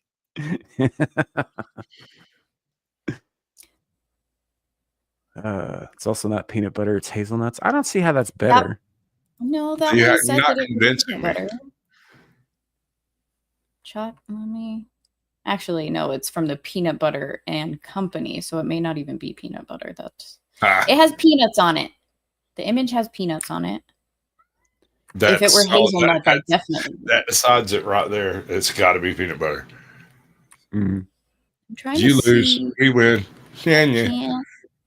I can't read that it actually says that anywhere though. So, dark chocolatey something. But if it is hazelnuts, then throw it out. Toss it. Don't need it. Don't want it. Gross. I do not like Nutella, just so everyone's aware. It's disgusting. Oh, have you ever tried an American hazelnut? Chestnut? I'm sorry. Chestnut? What about chestnuts? Have you ever tried an American chestnut? They're rare as hell. Probably not. It tastes like a chestnut. This is correct though. And that's the first thing that I would go to the nutritional information to look at.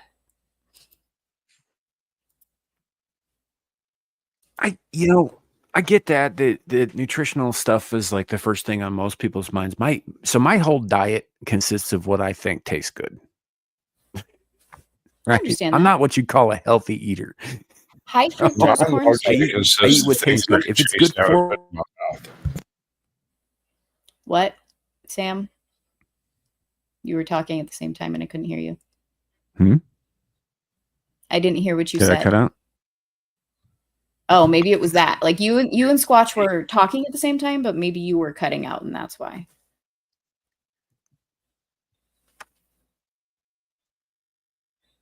Can't hear you, I think Sam. that might be me, yeah. Oh. Maybe got you back. I'll be right back. If you reach out, you can touch the tips. So how's it going, Squatch? How are you? Pretty good. I discovered that I can rotisserie a duck and that they're tasty when done properly. And I did one what looked like it come from one of them their little Asian restaurants or whatnot. And my brother stole it. He straight stole it. Okay. Ducks are too fatty for my tastes, so I don't eat them. Well, if you rotisserie the damn thing, it's not. That it lets all the fat drip off. But you gotta poke holes through the skin so all the skin, all of it can come out. Because if you forget to do that, it ends up being a bag of juice, of nasty. I call it a jellied duck because that's kind of what happens at jellies.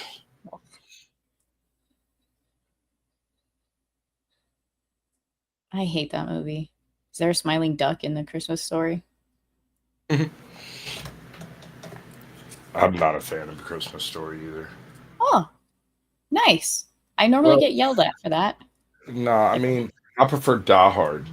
If I'm going to watch a Christmas movie. Die Hard is significantly better, and it is an annual Well, Tradition. so it's a Christmas tradition. I wouldn't say annual because I watch it more than once. So. Oh, sure. It's also a July tradition around here because it did come out in July when it initially was released. I think so.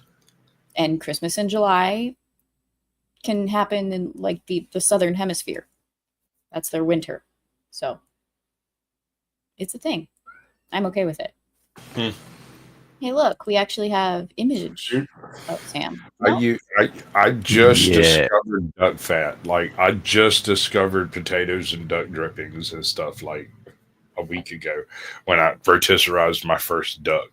And some folks come by and everybody took a little bite out of the duck because ducks aren't huge. And they're like, that's real good. But somebody mentioned it to the rest of my family. And now they're kind of hovering around waiting for it to happen again. I don't eat potatoes, so I wouldn't know. You know the hardest part about eating vegetables? Getting them back in the chair after. You're ridiculous. Sam, if you're talking, we can't hear you. I was kind of hoping he was and didn't know. I mean, he probably would have picked up on the fact that we weren't communicating, like responding to what he was saying. But sometimes I just ignore him and make him think his mic's cut out anyway because it's so weird. I know. But I enjoy it so. Now, I have a bone to pick with you here, sir. All right, it is not a dark Christmas movie. It is a Gremlins is not even actually a Christmas movie. The main character is the secondary is the chicken there. It's not actually the kid that it follows around. If you go and watch, the only things that ever actually happen in the movie for the most part are the things that she witnesses, right? That doesn't matter. Okay, I overthink movies, just so you know. It's still a Christmas movie. Gizmo is literally given as a Christmas present. So it's an after Christmas movie. Gotcha. No, it's a Christmas movie. It's post-Christmas. I'm going to remove Boxing Day movie. There we go. It's a Christmas plus movie. The plus being the Boxing Day and after. See, Abe, I was just talking to my wife, and I was like, let's get us a goose. There's at least 3 ducks worth of fat in a goose. There has to be. Sam, speak. Okay. Can you hear me? I can. Sort of, yeah. Don't listen to Squatch ever with that question. That's what I learned today. All right. Well, hopefully I'm back. Hopefully, I don't know what the fuck just happened there because it wasn't my connection. It was fucking StreamYards was acting squirrely, which is so weird because the last 2 streams I did on here, it went so smoothly, no trouble whatsoever. So I don't know what's going on with it. But. Squatch, you're being called out.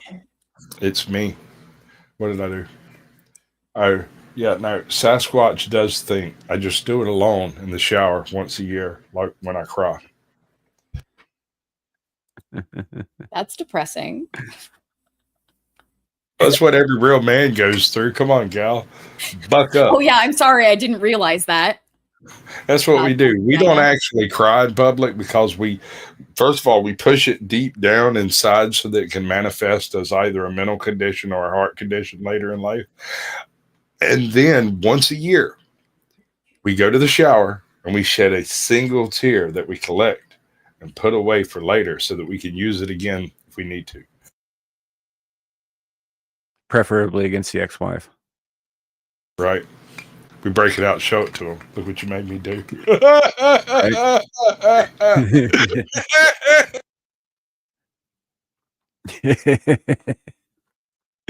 So, anyhow,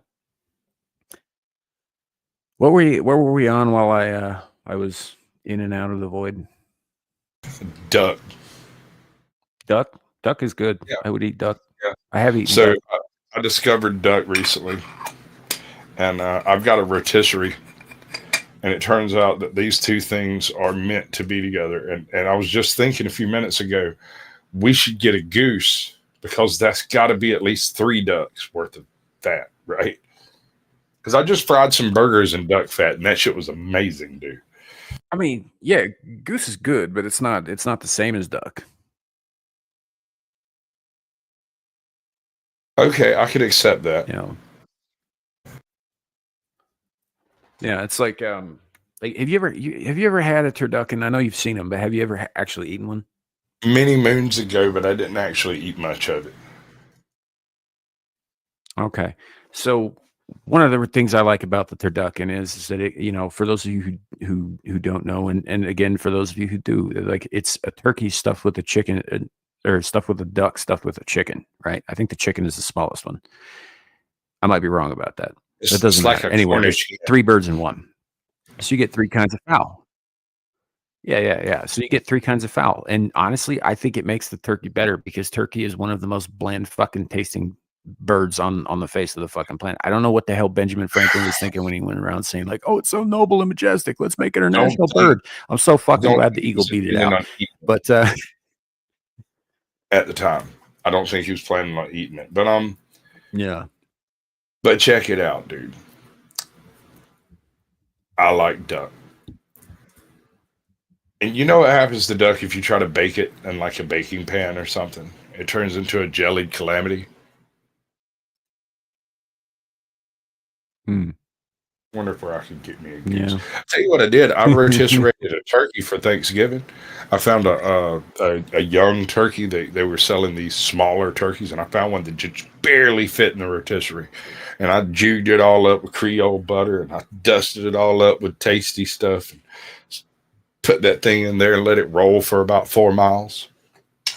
Man, my children stole that one. Are you particular about what kind of goose? I don't want a silly goose.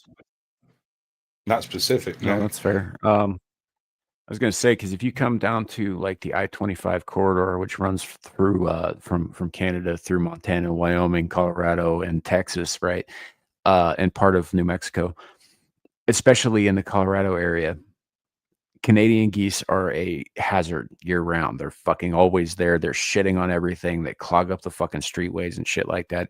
And in Colorado, particularly because they've got this laws against, you know, dealing with animals that are problems, right? You have to just let them fucking shit all over everything and congregate wherever the hell they want. I tell you what, man, you get 4 guys with scatter guns to surround the some bitches, and all of a sudden, every homeless person in the city's got Thanksgiving dinner. That's all I'm saying. You're not wrong. You are not wrong. I have one issue with dealing with Canadian geese. In that case, like, they're well named. I mean, it's not a war crime until Canada does it or the geese do it. Because with geese, peace was never an option, bro. No, the fucking cobra chickens are evil sons of bitches. So that's why we call them cobra chickens, not just because they have the snaky neck, but they have the dispositions of angry, venomous snakes. As a kid, when I was a kid, we had a goose named Sarge. And this goose was absolutely OCD about getting all the chickens in the chicken coop. We must have had 200 chickens, and we never had to go look for them because Sarge had that stuff wrapped. Yeah. Oh man, I don't like Canadian geese very much. Plus they're like, have you ever heard so I was walking past this park one time in Colorado, right? It's a cold night. There's some fog coming up off the lake off this little park, right? And there's a bunch of Canadian geese there, as there always are. No matter what time of year, they're either coming or going. So there's constantly a goose presence, right? But because due to the like mist and the fog coming up off the lake, you couldn't see any of them, right? And the fog also does weird things to acoustics in addition to the terrain that I was around in there. So these geese were like just nattering back and forth, honking at each other as geese are wont to do, right? But I swear to you, for the life of me, it sounded like undead children giggling. It was the creepiest fucking shit. The only thing I've ever heard come out of an animal's mouth that was even creepier than that was like when rabbits scream. That's crazy. When bobcats scrump, is a heinous noise. You'll think some chick's getting murdered Mhm. because you've heard cats, right? And they're really too high pitched to be mistaken for anything. Bobcat's bigger. A cougar sounds like an old lady screaming. Yeah. Well, they are screaming. Cats Sure. have barbs on the ends of their members, so. Right. Exactly. So you're out in the woods, miles away from anybody else, and you hear a lady screaming in the woods. What do? Don't go looking. Don't do that to yourself. That cat is going to eat your face because as soon as he gets done bumping one, he's going to need a snack and a nap. I gotta look this up, Carrie. I'm interested in hearing about this Coast Guard under siege. Geese. This should be interesting. Mexico has folded to the 25% tariff. They're going to police their border, according to them. How you like that? Canada doesn't want to, though. Weird thing, that, right?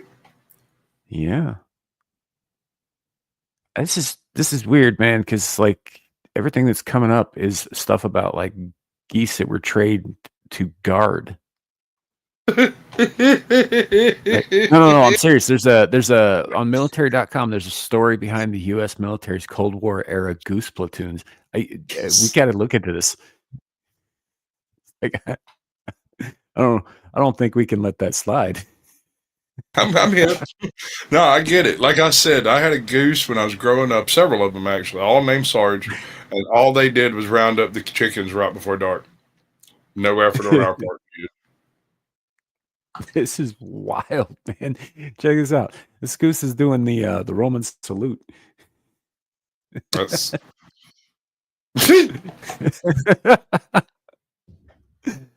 Does he also speak with a German accent? I find it sketchy, sir. I do too. This is wild. Goose troop. Woo! Let's find out what this is about. Let's look at this here. So this is on military.com, which is I'm actually not that familiar with this website, but it's come up a time or two in recent history. Nothing would ruin a secret Soviet sabotage mission like running into a guard that can't be snuck up on, caught, or even managed. I mean, that's a fair description. Nothing would ruin the vibe or the mission of a James Bond movie if 007 had to chase down a loud honking goose while it ran, wings flapping. An angry goose might even be enough to neutralize Soviet spies. This is a thing. In 1986, the U.S. military realized the potential for guard geese at its European air defense installations and placed 900 of the birds at strategic locations across Europe. Like, they can't just fly away. They're geese.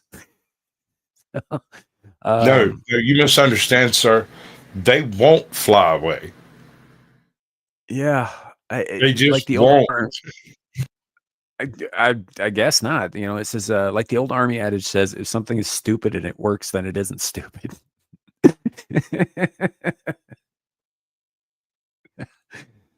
Oh man, this never occurred to me that this was a thing at all. Geese actually have a long history of military service dating back to the Roman Republic. Around 390 BC, a Gallic army invaded northern Italy and made it all the way to where the Tiber River meets the Allia River, about 10 miles north of Rome itself, according to the ancient historian Livy. The goose is carefully watchful, witness of the defense of the capital when the silence of the dogs would have betrayed nothing, wrote Pliny the Elder.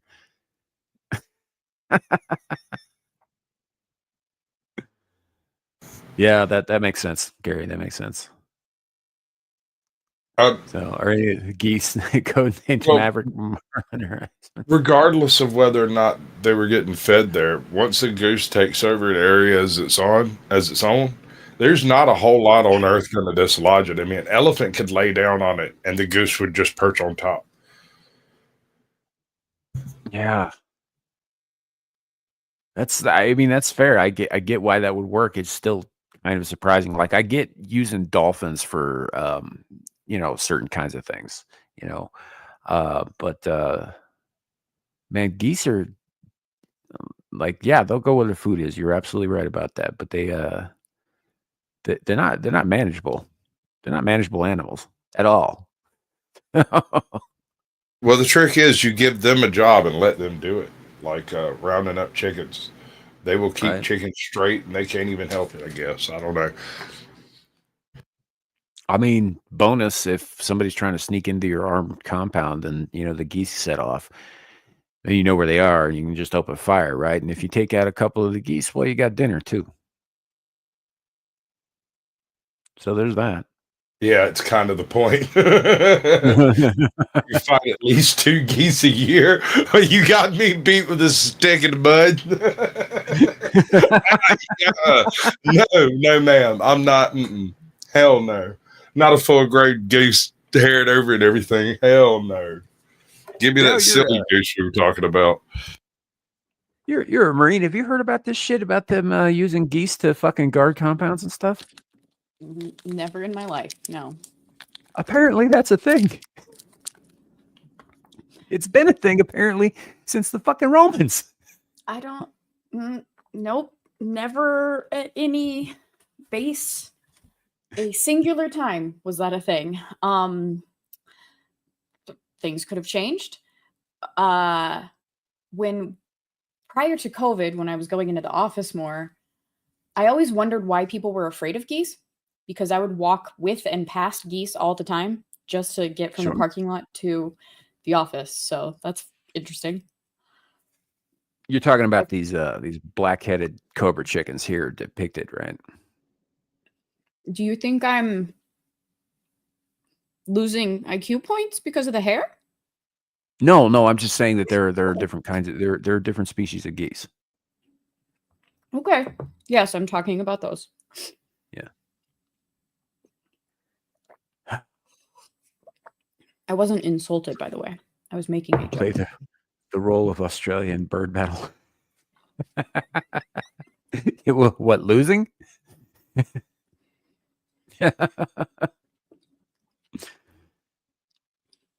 Yeah. No, this is just the strangest thing though. So Carrie brought up something, and I went to look up something that he brought up about how there's a Coast Guard base that's apparently under siege by geese. But what came up was this.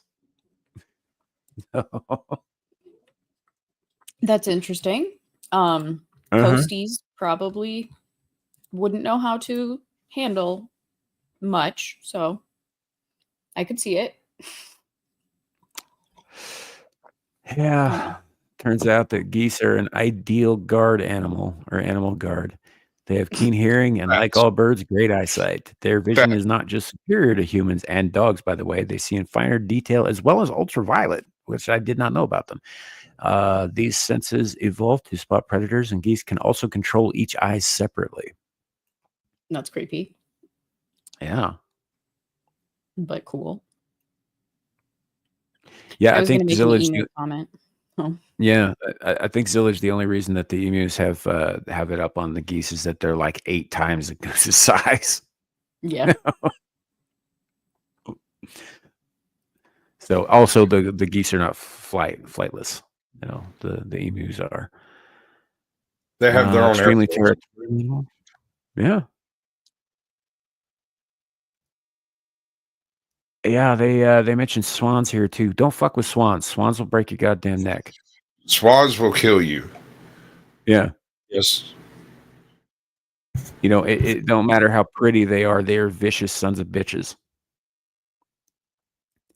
I mean, you could make the argument that swans are pretty geese on PCP. They are serious. When a swan's head is almost as big as yours.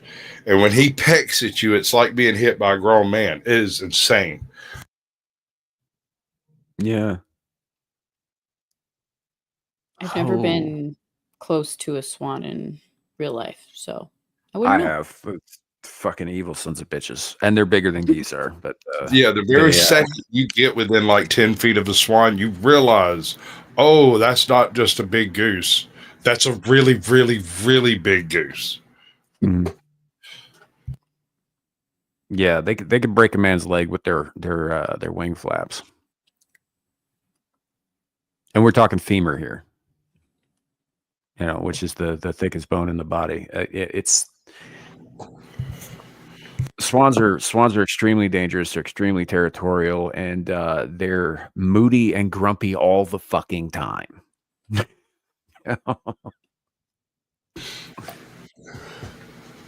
Facts. Yeah. So, and if you're, just a 10-year-old kid out on a lake and you don't happen to have a fucking firearm with you, and you couldn't have one anyway because the lake is in the middle of a park in the middle of a city in fucking Colorado, just stay away from them because they will kill you. They'll fuck you up pretty good. You sound traumatized. Obviously. I was that 10-year-old boy. Not you. Yeah, it was me. It was me. And what made it worse was, so thing about swans is that they mate for life, right? That's one of the things everybody talks about. I was like, oh, it's so beautiful. They mate for life. They do mate for life. However, that doesn't mean that they die at the same time. So the female of the mated pair that was at this park passed on. The male grumpy old lived goose for another 20 fucking years, just getting angrier by the day. That sucks. Yeah. How romantic. He was a nasty son of a bitch by the end. That puts me in mind of a thought. You watched Titanic, right? The old lady who threw the heart of the ocean back in at the end? Yeah. Mm-hmm. Right. When she dies, you get to see her little pitch of heaven where she meets up with Jack back on the Titanic, and you watched that reel too, huh? Yeah, sure. Didn't she have a life and kids and a husband and an entire throwaway existence that she just completely phoned in because of some great asshole? Grandchildren? Yes. Right. A whole lineage that she just gives no shits about her heavens with this 20-year-old Leonardo DiCaprio. I'll admit, Leonardo DiCaprio is a damn fine man, quite the specimen. And I might go in for some 20-year-old Leonardo DiCaprio, but that woman's a bitch. Oh no, she's a cheating whore, a liar, and in my humble opinion, she straight up killed Jack. So, because I saw this today and you brought up the topic, I have to share this. It's a have to thing. Hopefully I pressed the right button.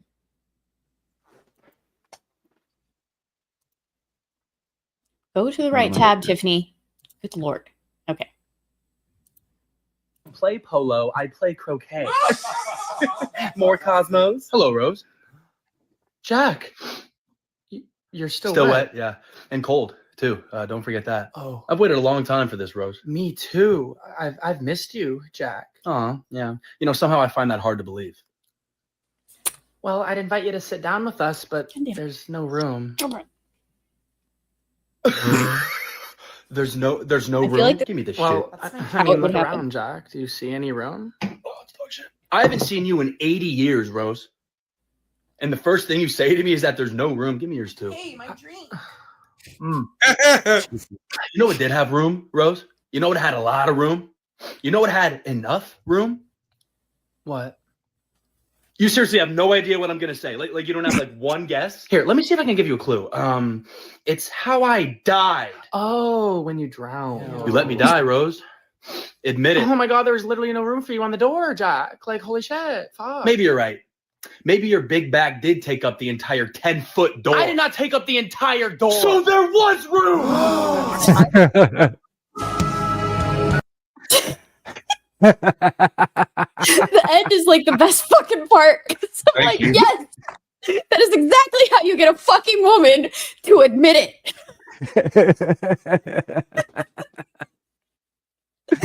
Oh, it's true too. There was room. She straight up fucking murked Jack. Yeah. She was like, I don't want to get my feet wet. Fuck that bitch. I forgot there was that ending to the freaking song's music too. So yeah. That's that was how it should have ended there.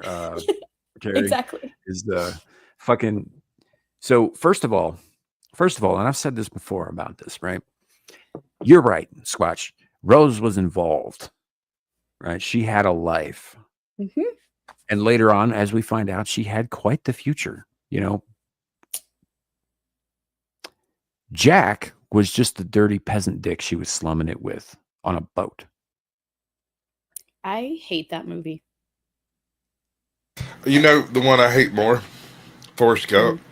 Jenny is like an absolute horror. Yes. Jenny.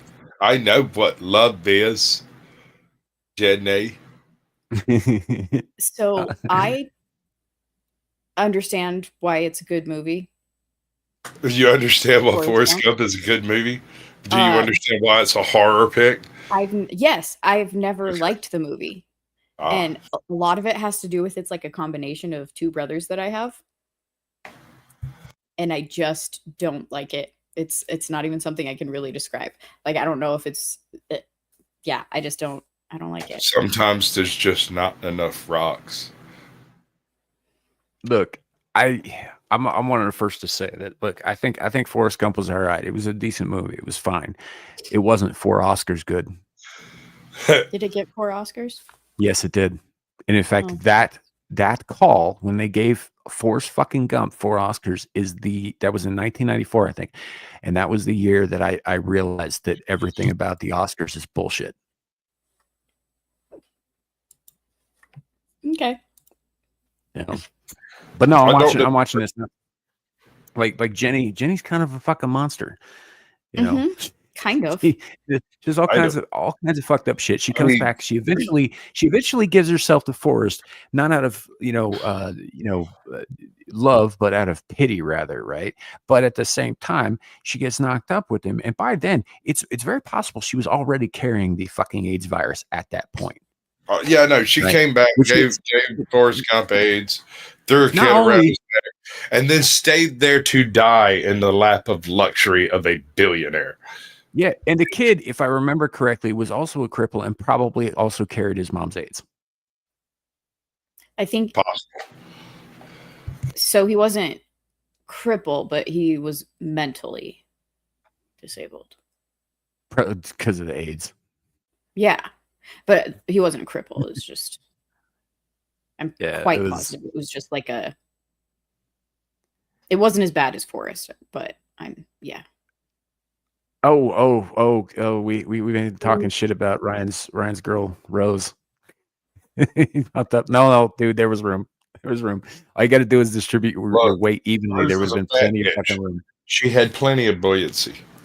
See, I got the theory. This is the theory, right? So of course Rose killed Jack, but it wasn't an accident. It wasn't because I couldn't hold on to him. She deliberately killed him because she knew that if she survived this, she was going to have to fucking explain herself to her hoity-toity contemporaries, right? Mm-hmm. Why was she hanging out with this dude and not with the guy she was supposed to be fucking with, right? Yep. Why was she doing all this stuff? So she had to get rid of the fucking evidence. Rose straight up murked Jack. You ain't wrong. It checks out. Line? Am I? I know. I debated on saying it because I'm like, technically, he's really not out of line either. But for the meme, I prefer to say it. What if Jack was a time traveler? I mean, he's still a dead time traveler. I don't think it matters. I dig it. Still broke, bitch. Yeah. Yep. No, he's still dirty peasant dick that ended up sinking to the bottom of the ocean. You know what might have saved his ass? If he'd got that bag. Yeah.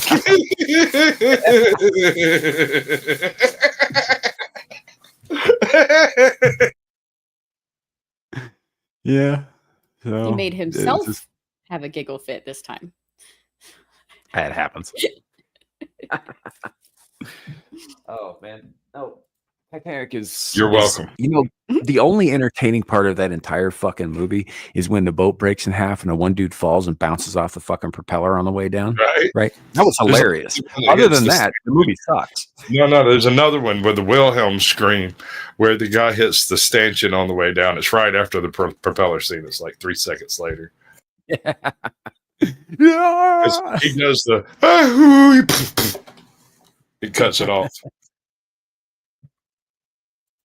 The wind knocked out of him.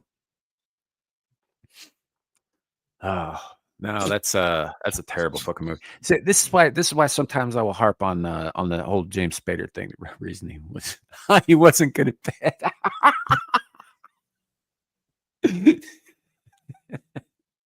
I mean, maybe. I'll tell you what happened. While they were scrumping, he choked her and it wasn't no good. And she didn't feel like pressing charges. So she just pushed him off the door. Yeah. No, I'm just telling you, like, it was a very class-based society at that time, and he was beneath her. He was fucking beneath her, so he had to die. He was literally fucking beneath her, dude. That's what got him in this position. Right? And then beneath her again when he sank into the water. So the whole thing's a commentary on, like, you know, the European class system. But seriously though, that movie fucking sucks. It's 3 hours of boring, followed by a couple of minutes of really fun, exciting, followed by the most fucked up murder sequence I've ever seen. So she didn't get busted. She got away with the loot too. By the way, what if the whole thing was a heist? You know, she was the one that woke up that morning and was listening to Bare Naked Ladies. She got the preparation intro. Yeah. Nah, my favorite James Cameron flick by far. It's like way down on the fucking list. And although to be fair, like James Cameron's hit or miss with me.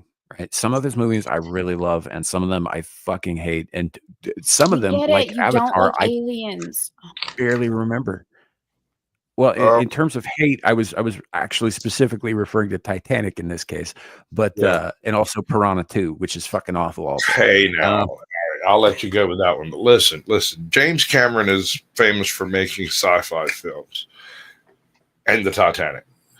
So I'm just saying, if the Titanic takes place in the Terminator universe, then he very well could be a time traveler.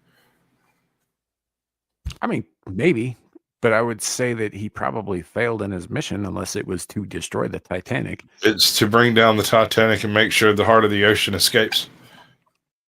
You got to have a MacGuffin, bro, and it fits perfect. You're a MacGuffin. You want a MacGuffin? I made two. Yeah, no, it's I don't know. It's down on the bottom of my list of fucking James Cameron movies, right next to Piranha 2, right next to Avatar, because Avatar is so completely fucking unmemorable and boring. I know it's pretty. Okay, I got it for you. It has no substance to it whatsoever. It's just pretty. Fix it. Headcanon. All right, have you ever seen the show Terra Nova? I don't think so. All right. So in Terra Nova, nobody has. I'm like the only person that watched it. Me and like some dude in Mississippi. But Terra Nova has this excellent cast of characters, and it's all about them going into the past in an alternate reality 50 million years ago and establishing a base because we trashed out the Earth now. Right. So the last ditch effort to survive, they're colonizing the past. Right. The security agent in that show is the same guy who plays the security agent in Avatar.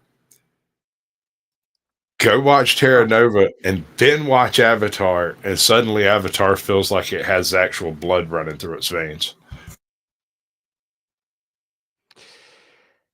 Yeah, I don't want to watch it again though. Like, I might watch this Terra Nova thing, but I'm not going to watch Avatar again. Well, you can watch Terra Nova again and enjoy it. I think it's free on Prime currently. Fucking terrible movie. Apparently there's a sequel that I never bothered to watch too. So I don't know. Yeah, but to be fair, there are some things James Cameron does really right too. The original Terminator 2, I actually like quite a bit, despite my criticisms against it. I think it's a good movie. I just think it's kind of a shit thing to do to the canon. But You know, and Aliens is a fine movie. It's just a shit alien movie, and it completely deconstructs the first one. It's a horror, not an alien film. You know, and then like The Abyss is a stellar flick. I fucking love that movie. No, I'm not just gonna let that go by. No, Alien is a horror. Aliens is an action. Oh, well, the first one's a horror. The second one is the action. Sure, you can say the same thing of T1 and T2 also.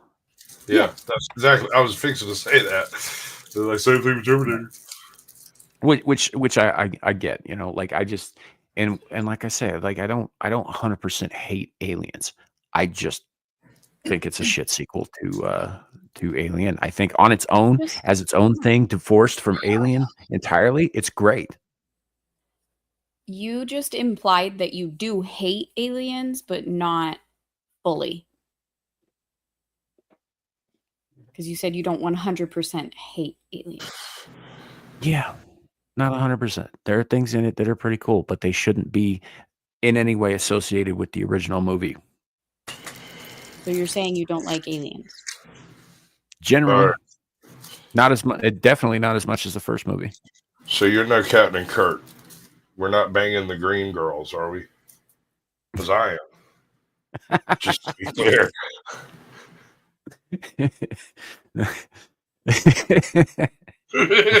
Got him. I don't really know how you came to that conclusion, but I'm just saying. You ever seen Species? Maybe we'll get lucky. That ended really badly for everybody in that movie. Yeah, but snoo. Especially the dude that won Best Kiss on MTV's Yeah, Movie Award. I remember that. Prior to, by the way, for those who don't remember this, prior to Tobey Maguire and Kirsten Dunst winning the Best Kiss Movie Award from the MTV Movie Awards after Spider-Man, the most famous Best Kiss winner was Syl in Species, and the guy whose tongue, whose head, her tongue punctured. Yes, she ate him. Which I think is great. Just great. Yeah. What have you not seen Species? No. Oh, well, sorry to spoil that part for you. Oh, honey, you're not spoiling anything. That's not even tongue all the way through this guy's head, like it comes out the back and everything. Yeah, that's not even part of the plot. Movies that are decades old. You can, like for instance, no, I'm not going to do that to you. So, for a little context, Species basically was a low-budget fucking sci-fi film that got famous because the design of Syl, who was the whole point of the movie, it was combining human and alien DNA, was designed by the same guy, Geiger, who designed the alien stuff from Alien. Yeah. So, but then there was also the really hot chick they got to play her. Yeah, it was Natasha Henstridge. Yeah. Got it in there. Yeah, she was. Yeah. At the time, well, she was later. Yeah.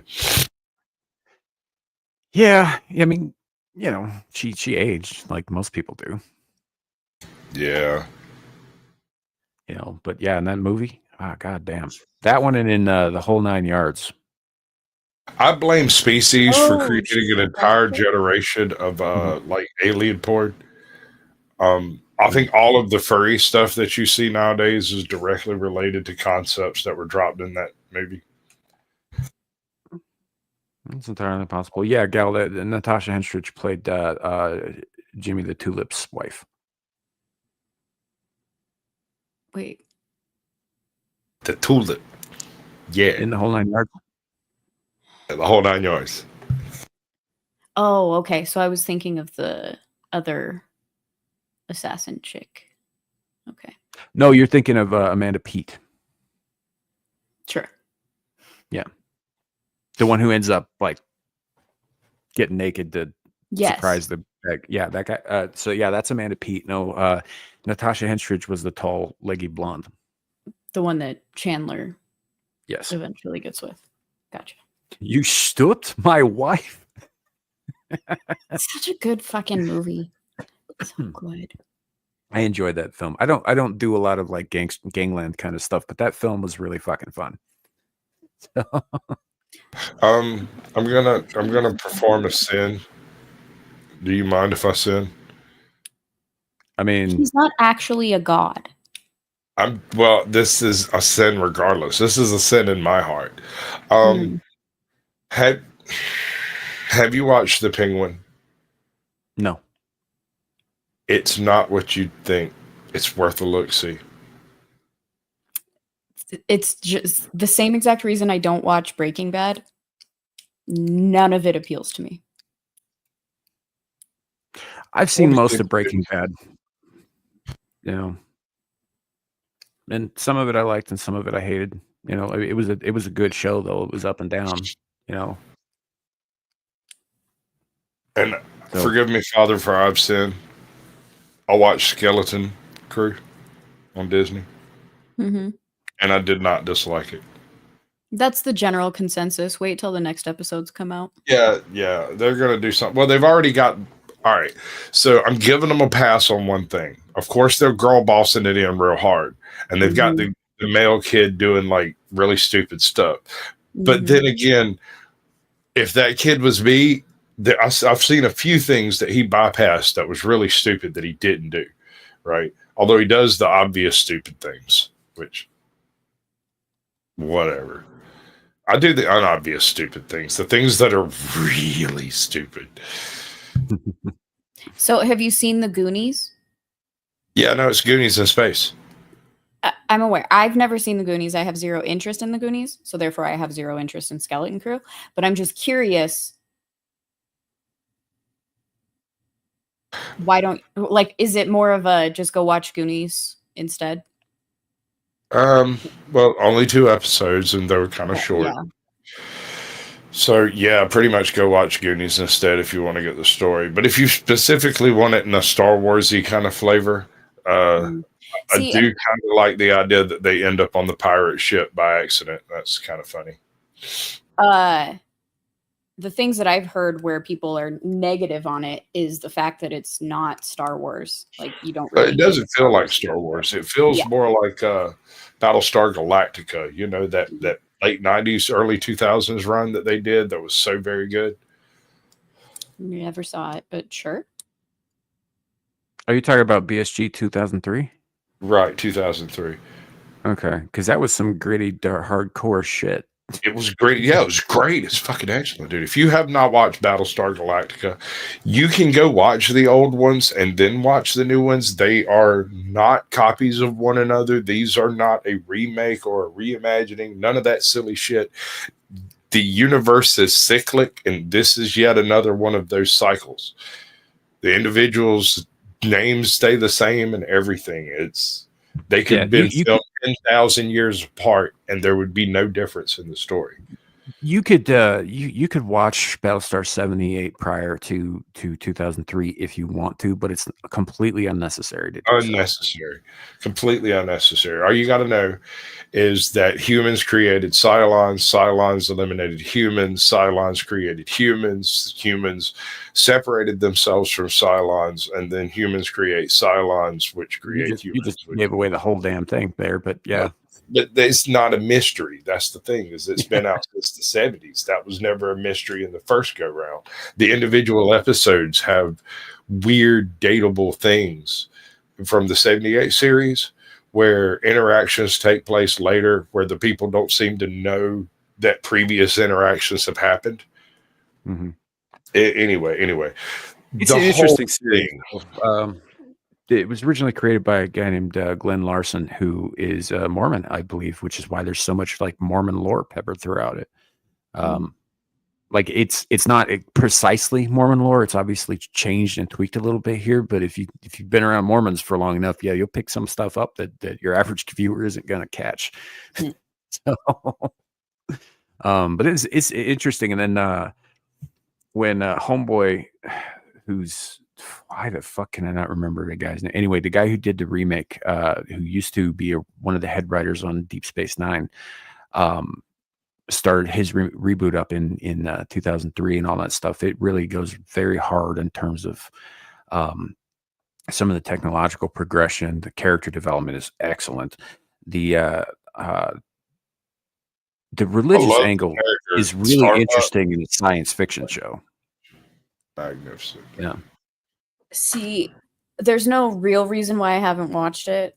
That and Farscape. Beyond the fact that I loved Stargate SG-1 and Stargate Atlantis.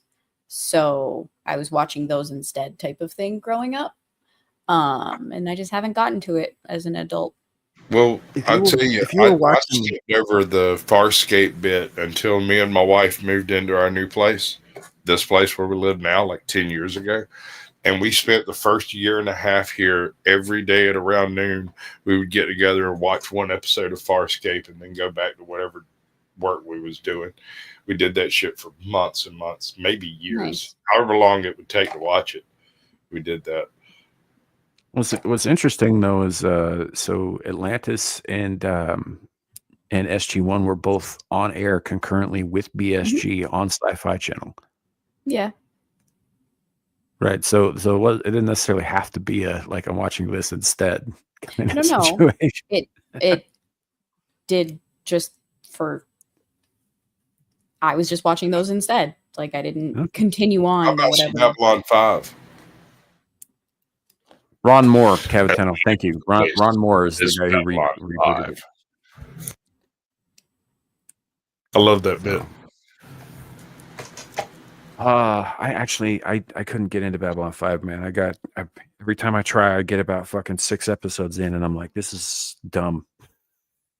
Yeah, but you got to get past. It's formulaic as hell. It comes right out of the game. Of the formula. Look, I keep being told that it gets way better in season 2 and gets really, really good from there, but I can't get to season 2 if I can't get through season 1. Right. I got you. I kind of had the same problem trying to rewatch it. I watched all of that when I was growing up. My mom was a huge sci-fi fan.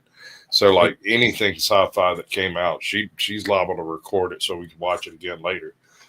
Yeah, like my brother-in-law is always trying to get me to watch Falling Skies. Right? Did you ever catch that one? Yeah, that is a good one. I'd forgotten about it just now. I can't finish the show because I got about partway through fucking season 2 and it got really fucking boring. And I just couldn't get past that. And he keeps telling me it gets way better after that, but like that whole section's a fucking slog. The first season is flawless. The second season, it's like they weren't prepared to do a season 2, but they went ahead and jumped in with both feet. And you can see them kind of flailing around with the writing. Season 3, they brought someone in to manage the writing, to get something to happen. And they went from, these are the big bads to those are the big bads to the big bads are slaves to some other big bads we've never seen or heard of. Mm-hmm. Yeah. I'll admit it is the reason why my bug out plan Alpha Zeta 3 includes the possibility of an unknown orbital. Well, station. That's good. That's good. Yeah. You should be prepared for bugging out if fucking alien motherships start dropping down too. Like sure, I'm not saying it's going to happen, but being prepared for it can't possibly hurt. But yeah, like. Gal, have you seen Red Dawn? Yeah. Yeah. So essentially, Falling Skies is Red Dawn if the Russians and Cubans weren't Russians and Cubans, but actually extraterrestrials. Aliens. Yeah. No, that's not a bad analogy. But what's even better is it has something of a Fallout flavor to it. And it's a totally accidental thing. It just has to do with the fact that the aliens are collecting people for food and some people for slaves. And so there's nobody out there. Everybody that is out there is an absolute killer. And so anytime you meet somebody, it's like first contact. It's always tense, always edgy. Yeah. Carrie, there is only one version of Red Dawn that I will acknowledge. And it has Patrick Swayze in it. Okay. I almost asked, but something in the back of my soul warned me not to.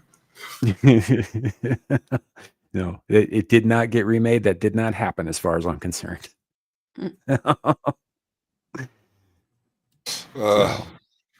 But now, Fallen Skies is actually excellent. The first season is phenomenal. The rest of it, what they try to do is go into like they try to go really cerebral. Remember Fringe? Remember how Fringe was all cerebral as hell? Like all of the lines and everything had different ways of getting into hated that show. They tried to do too much and they flew too close to the sun. It was what happens when you allow fucking J.J. Abrams to do like a fifth-rate knockoff of the X-Files. Right, fifth. Yeah, that's being generous, sir. I realize there might be some Fringe fans in the chat here, so I was being nice. Fringe is a good show until it isn't, which is a J.J. Abrams like quality. episode 3. I just didn't care for the show at all. My mom watched it; she loved it, but I was never into it, and I was just sitting there. I was like, "Look, the X-Files did this first, and they did it better." My mom would watch anything that J.J. Abrams made. She wasn't picky. My mom's that too. Yeah. I look, I'm not saying I everything he's ever done I hate. That's not that wouldn't be accurate at all. I actually enjoy, against my better judgment, 2009 Star Trek. I don't recognize it in terms of actual Star Trek, right? But as a movie, I enjoyed it. I enjoy what it is. No, the Chris Pine as Kirk. Oh, okay. All right. No, actually, I kind of liked him a little bit. He kind of had the right attitude. Even if he didn't deliver it properly, he still had the right attitude to be Kirk.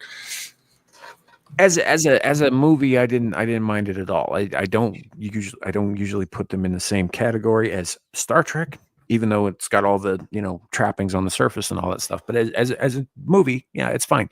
The second one I actually liked too, despite the fact that it was a complete bastardization of the Wrath of Khan.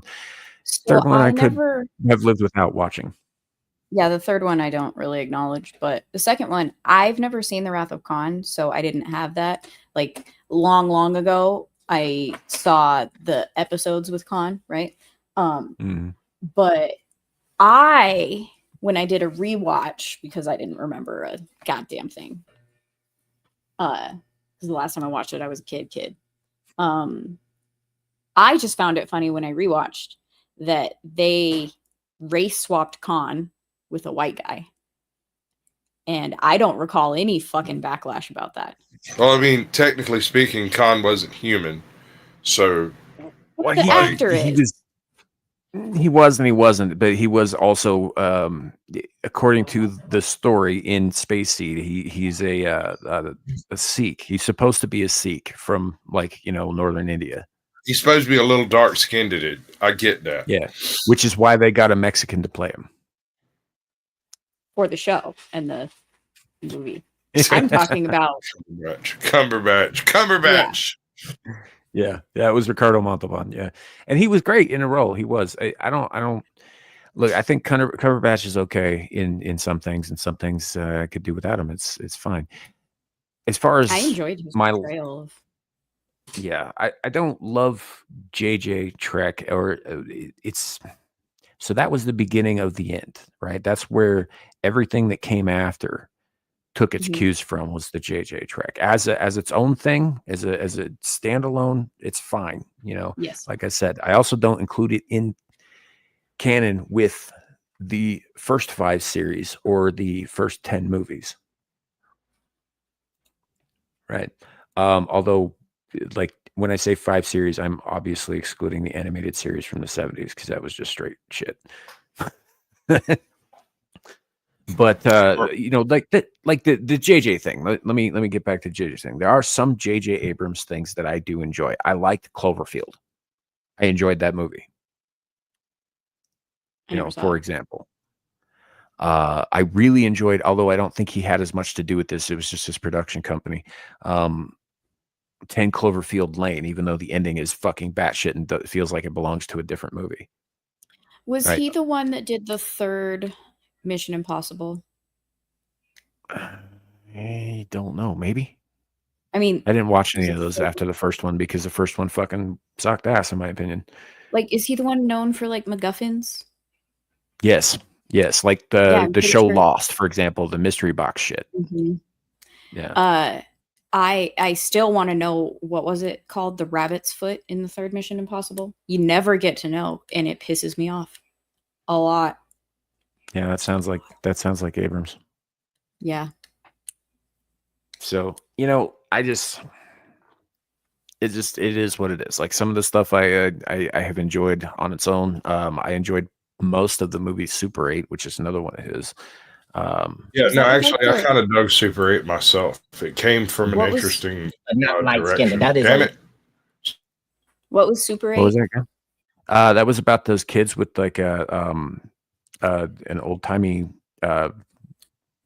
recording camera. Super 8 camera. And they come across a train wreck that's got some like government experiment in it.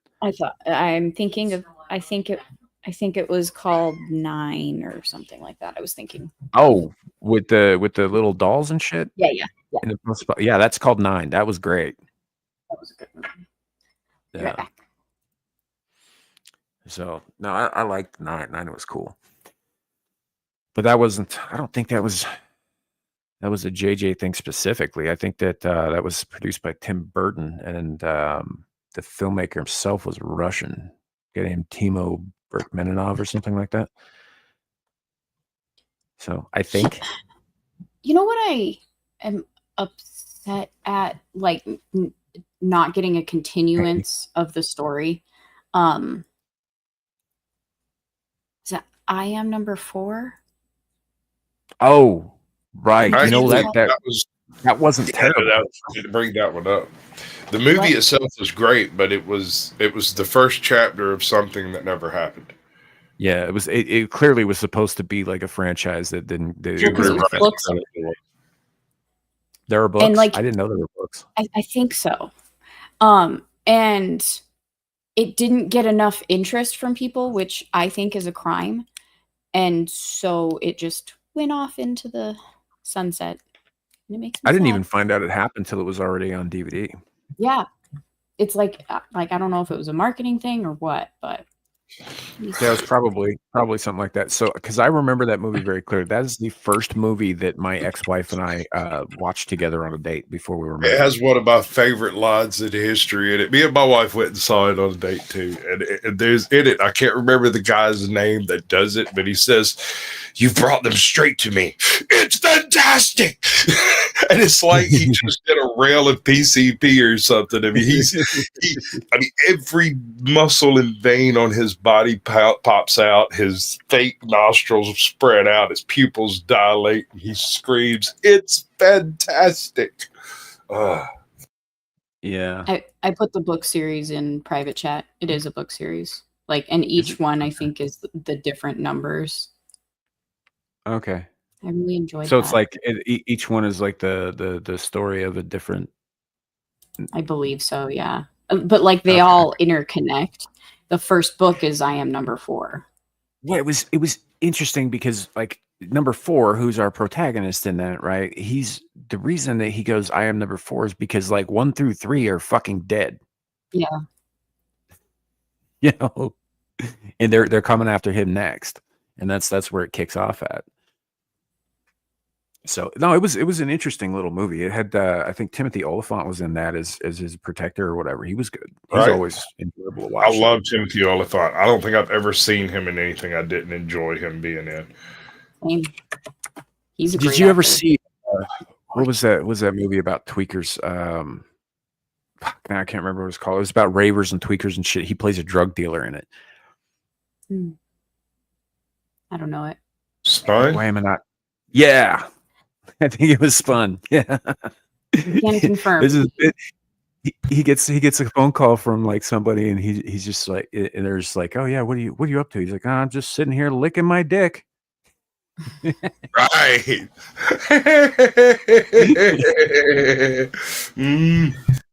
That or in Gone in 60 Seconds when dude gets hit by the wrecking ball and it drives him through a wall, and then Oliphant runs up to him. He's like, "Are you okay?" And he's like, "Are you sure? Because you just went through a wall." It's so good. I think my favorite scene in Gone in 60 Seconds is at the end where Sphinx has his moment to speak. He says his only line in the show, and everyone's like, Man, I always thought you were from Long Beach. Yeah, right. I thought you were mute. I thought he was from California. Boba Fett? I did what? What's that? Timothy Oliphant's in the Book of Boba Fett. Yes, he's the sheriff. He's the marshal, not Mos Espa. He's the marshal of Mos Espa. He's in the Mandalorian. He's pretending to be he's wearing Mandalorian armor, and Mandalorian and Boba Fett. He's wearing Boba Fett's armor. That was in Mandalorian season 2, I think. The one where that episode was basically like Monster Hunter on screen, where they were going after the crate dragon. Yeah. I actually dug that one. Shut up. I liked it. So, hey, speaking of Timothy Oliphant, a while back, I finally got around to watching Justified. Right, I had been heard nothing but good things about it. It's awesome. It's I watched it beginning to end. It's fucking incredible. It is. It's really good. Oliphant in it. Walton Goggins deserves all of the goddamn accolades on planet Earth for this show alone. That's where he became what he is. That's the show that took him from bad guy to good guy to bad guy to good guy, and now he can be the ghoul. Man, it's amazing. Yeah, he was fantastic in that show. It was a really, really good show. So I finally so what happens is because it was owned by FX, right? And FX is under the Fox banner, and Fox was bought by Disney. Hulu put out a sequel series to that called Justified City Primeval, which, with the exception of a handful of things, is dog shit. Which was really disappointing. So I don't know. I wish I could take back watching that and just go back and watch the original Justified all over again. Have you seen the 1837, 1873? Isn't that the prequel to Yellowstone? Far superior to Yellowstone itself. Well, Yellowstone's just fucking Sons of Anarchy with fucking ranch hands with the violence turned up to 11. Yeah, I never could watch Yellowstone. It all just seemed a bit over the top to me. It's like they jumped the shark coming out the gate and never bothered to come down.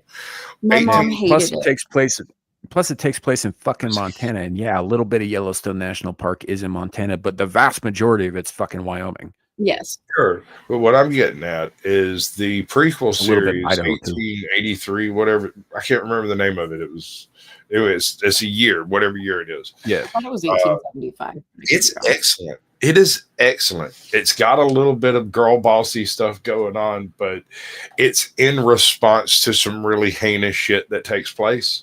And so it doesn't come across as girl bossing. It comes across as, well, if the men can't do it, I'm going to have to try.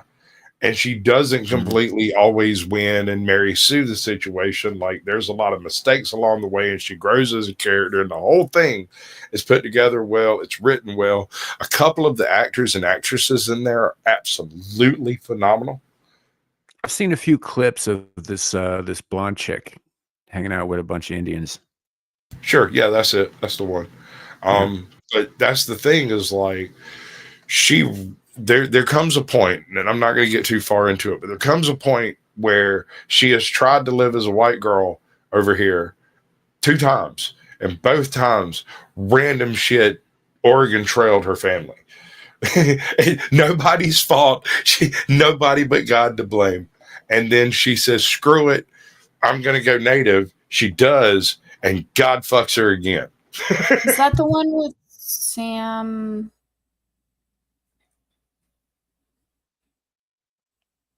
Me? You? Why? Elliot? No. No, it's not Sam Elliott, but it's got that other dude. Man, very few words. He's in like every country, everything. Yeah, Carrie's saying it's Sam Elliott. I don't know. Yeah. I don't know if Sam Elliott's like in the camel, those, but yeah, Sam Elliott. I think Sam Elliott's in it. He plays the drover, the guy they hire. Yes, that's him. Okay. Yeah. But that's the one he's in then. Okay. Well, he's in a lot of stuff though. Like, you know, Do any of y'all watch Outer Range? 1883. I haven't finished season 2 yet because it kind of put me off a little bit, but I am planning on finishing season 2. I couldn't do it, bro. I tried real hard. I really like spooky stuff, but I mean, it gets real heavy into certain fucking identity politics and shit. Which is fucking annoying. Oh, sorry. It's supposed to be over here. What am I looking? 1883. Oh, yeah. This is the cast: Sam Elliott, Tim McGraw. You got chicks, dicks, and queer guys. The whole nine. I just put in private chat to confirm that it was 1883. By the way. Yeah. I'm sorry, my OCD couldn't wait that long. You're fine. You just hadn't tried it in a while, so I thought you had given up. So I figured I'd pull it up. Yeah. I don't know. I might check this out. This like I've seen a couple of clips that look kind of interesting. That chick on the end there, that Isabel May, she was in them, and she appeared to be given a hell of a performance from just like the 30-second clips I'd seen. Dude, everyone in this movie does a decent job. You buy it. There's one guy who goes, I don't know why it is, but he just kind of threw me off as it being a movie, you know, it being a show and being into the show and stuff. But me and my wife sat down and watched this whole thing in a day. Like, we were up for 18 hours or something. We went through the entire thing. I don't know, however long it takes. We sat down, we Grubhubbed and sat on our couch and vegged out, watched the entire freaking thing, and then sat there and talked about it for an hour after we got done. We rarely do that. Yeah. Fair enough, man. I might check it out at some point. I don't know. It kind of depends. I'm really particular about Westerns because there's some that I really love that I've seen, but most of the time I'm not really a fan of the genre in particular. You watch Hell on Wheels? No, I haven't seen that. And it might have something to do with the fact that I grew up in the fucking American West. Right. But Hell on Wheels, the whole premise is that it's a railroad town, and the railroad town moves 10 miles every day or whatever, right? So like every other day they pick up everything, and then there's a brand new cycle of BS that takes place while never actually resolving the previous BS that was going down. And it's kind of wild, and there's a lot of whip slashy kind of switchbacks that happen in the plot that are kind of hard to follow. But yes, Firefly is a great Western, and I'll fight me. Any one of y'all. Firefly is a Western. It just happens to be in space. They're space cowboys. Like what? Who the fuck would fight you on that? They're space brigands. They're space bandits. Yes, they even hustled some cows, bro. Straight up cows. You can't. Oh, they didn't just hustle them; they smuggled them. Have you ever seen Castle? Yeah. I did actually watch Castle beginning to end. Yeah. Do you recall when there's a Halloween episode? He jumps out in front of his daughter, and she's just like, "What are you?" And he says, "What does he say?" Space cowboy. And it's his Captain Mal. He's wearing. No, I got you. I understand that. I get that. I'm just saying, there's only cows in one fucking episode. Doesn't matter. There's two if you count the carryover. At the end of Shindig, they're in the very end of the episode, right? And then they get selling in the next one. They did the Magnificent Seven, Heart of Gold. They did the one oh shit, what's the name of that? They also did a horror movie. Yeah, the one that's the one I'm talking about. The second finale. Yeah. It was the one about when they found the survivor of the Reaver attack. I'm trying to remember what that one was called. Oh no, I was thinking it was the what's that? What's the name? Oh my god, you're driving me crazy with this. While you look that up, one thing that I loved the most about Castle is Nathan Fillion putting in his little homage things into it to Firefly, because there's one point where he's putting gloves on his hands. I can't do it very well because I have a cat in my lap. Gloves of blue 2x2, and he goes like this with his fingers, the 2x2 thing. The man is amazing. And then, Yeah. so I'd screw him. he came to Denver Comic Con, and we like paid to get his autograph. And I was dressed up as River Tam. And so when we got to him, like in line, he's just like, "And who are you dressed up as?" I was like, oh! And he's like, I'm kidding. But one of the best parts about that, beyond that little joke, space. Sorry, you're fine. Was the fact that he's so fucking down to earth as a human. Every single person, he made a point to like have some sort of conversation and shake your hand, look you in the eye, and just be a normal human.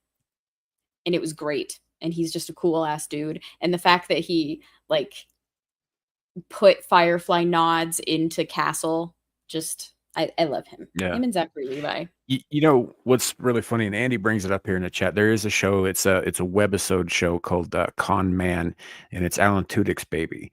And Nathan Fillion's in it, and most of the cast of Firefly makes cameos in it at one point or another. Nice. And it's about the second fiddle on a sci-fi show that has been canceled, whose sole living is the convention circuit, and he's bitter about it, played by Alan Tudyk, and it's hilarious. Alan Tudyk is it runs for 2 seasons of like 12-minute episodes, and they get cameos from all kinds of people. I think Samwise Gamgee's in there at one point. Caprica 6 is in it. I'm failing to remember their actual names. That's why I'm using character names here. But there's a bit where Sean Marr's in it. And they playing Sean Marr, but like gay. It's really funny. Henry Rollins is in it as this psychotic right winger who doesn't want people to know that he's a right winger because it'll hurt his chances of getting work in Hollywood. Shocking. Gal, have you ever watched The Jerk? Never heard of it. It's kind of the updated version of Cyrano de Bergerac, if I remember correctly. He's a poor white man who grew up a poor black kid. He didn't find out he was white until he was 19 because nobody told him, and he didn't look in a mirror. You should watch it. No, I know, man. I know, but just watch it. He becomes a billionaire and loses it all, and still he's happy. It's a beautiful film. You'll sit and get you some Cheetos and some Red Bull, and like sit down and just your way through it. It'll be great. Promise. The Jerk. Did you just make that motion? It's okay. That is not how it looked from my angle. There you go. And I was what have you got to do to get through it? I'm just saying it's worth it. You ever see Steve Martin in action? It's a good thing. I don't like Steve Martin.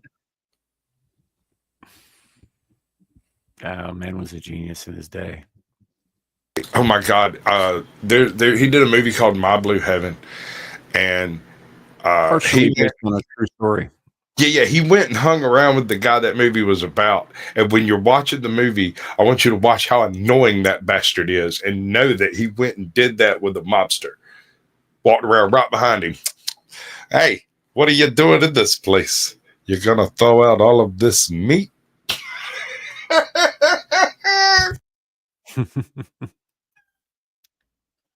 Is that true, Aaron Laura? That's hilarious. The Nathan Fillion Civilian Pavilion. I don't get it. Apparently, Edmonton, Canada's City Hall was called the Nathan Fillion Civilian Pavilion for a brief period.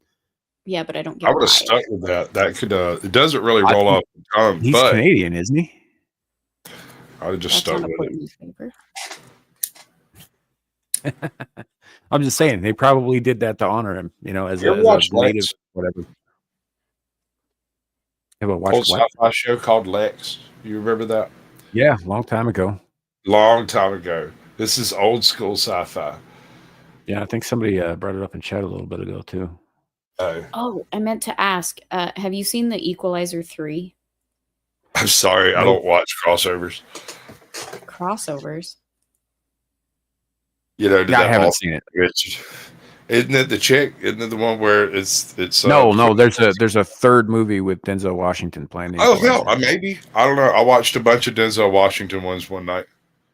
I was drinking, smoking reefers. We do not speak of the TV show with Queen Latifah. That is not The Equalizer that can eat a dick. Hey, apparently nobody remembers the original movie either, which was a white guy, but whatever. The reason I bring it up is because Anthony Fuqua, I believe, is the director. Anthony Fuqua? It should be. Mm-hmm. Right. You can tell that he was wanting to make a Western, and it's beautiful. It's beautifully shot, like in that vein. It's great. I highly recommend it. I love it. I love all three Equalizers. The second one is not as good as the first one. The third one is not a complete departure, but it's very different. But it's really good. And we were talking about Westerns, so that's why I was bringing it up. I've only seen the first watch Bone Tomahawk. No. What? Bone Tomahawk. It's Western. It's a horror movie more than it is a Western. But it's really good. I really enjoyed it. It's got Kurt Russell in it, I think, as the main character. Sort of. Actually, it's sort of the other guy's the main character. He's the one who walks out, so I guess he would be the main character. Yeah, no, I haven't watched that. Like I said, I'm pretty choosy about which Westerns I watch and which I don't. Check out Bone Tomahawk, dude. Give it 10 minutes. If you're not sucked in after 10 minutes, do whatever you want with the day. I don't care. I'm just saying, it'll get you. Yeah. It's hard because I can't remember the dude that plays the guy who breaks his foot, but he is hard. He's hard as Rock Gibraltar's son. He goes hard because he's just some random dude. They're like, well, these people are killers, son. He's like, okay, well, they got my wife, so I guess I'm just gonna have to be a killer. And he does. He's just like, Bob, stop fucking with me. Yeah. What I appreciate about the Equalizer movies is you really don't need to have seen the first one to watch the second one and the first and second one to watch the third one. They're almost completely standalone. Like there's calls to the previous ones, but they're not all that necessary for understanding. It's really good. Yeah, no, I don't have any opinion on the follow-up movies one way or the other. Yeah. I just haven't seen them. I saw the first one and I thought it was pretty good, but I felt that was enough for me, I guess. So I just never really followed up on it. But I don't really have an opinion on 2 and 3 because I haven't seen them. And I haven't heard anything negative about either one of them. Just didn't really seem up at the time. So the first time I watched the second one was a while ago, and before I was like tuned in to what's going on with the culture we're in, and it's so counterintuitive to itself, but he's trying to teach this kid how to be a merit-based individual, should just like be a self-sufficient person, not get into stupid shit, right? He gives him a book to read written by Ta-Nehisi Coates. I saw that shit and I'm like, you fucking serious right now? Like the entire premise of what he's trying to teach this kid to be because he doesn't have a father figure in his life, and you give him a book written by Ta-Nehisi Coates? That's the only thing. Like upon rewatch, I was just like, God damn, you don't even know what you just did. If cultural fatherlessness had a face, it would be Ta-Nehisi Coates.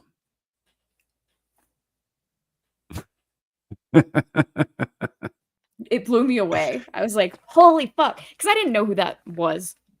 Anything about that type of shit the first time. Yeah, he's if you don't know, he's a race hustler bitch. Pretty freaking far left race hustler. Yeah, race hustler is correct, but he's also a avowed anti-capitalist Marxist.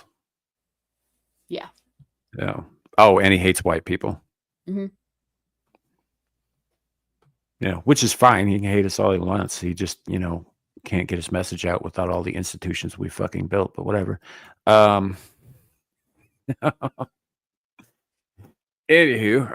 yeah, no, I don't know. Like I said, I'm kind of choosy about some of the stuff that I watch. It doesn't ruin the movie for you? No. Are you sure? Yeah. You're 100% sure about that? Because you seem pretty bitter about it.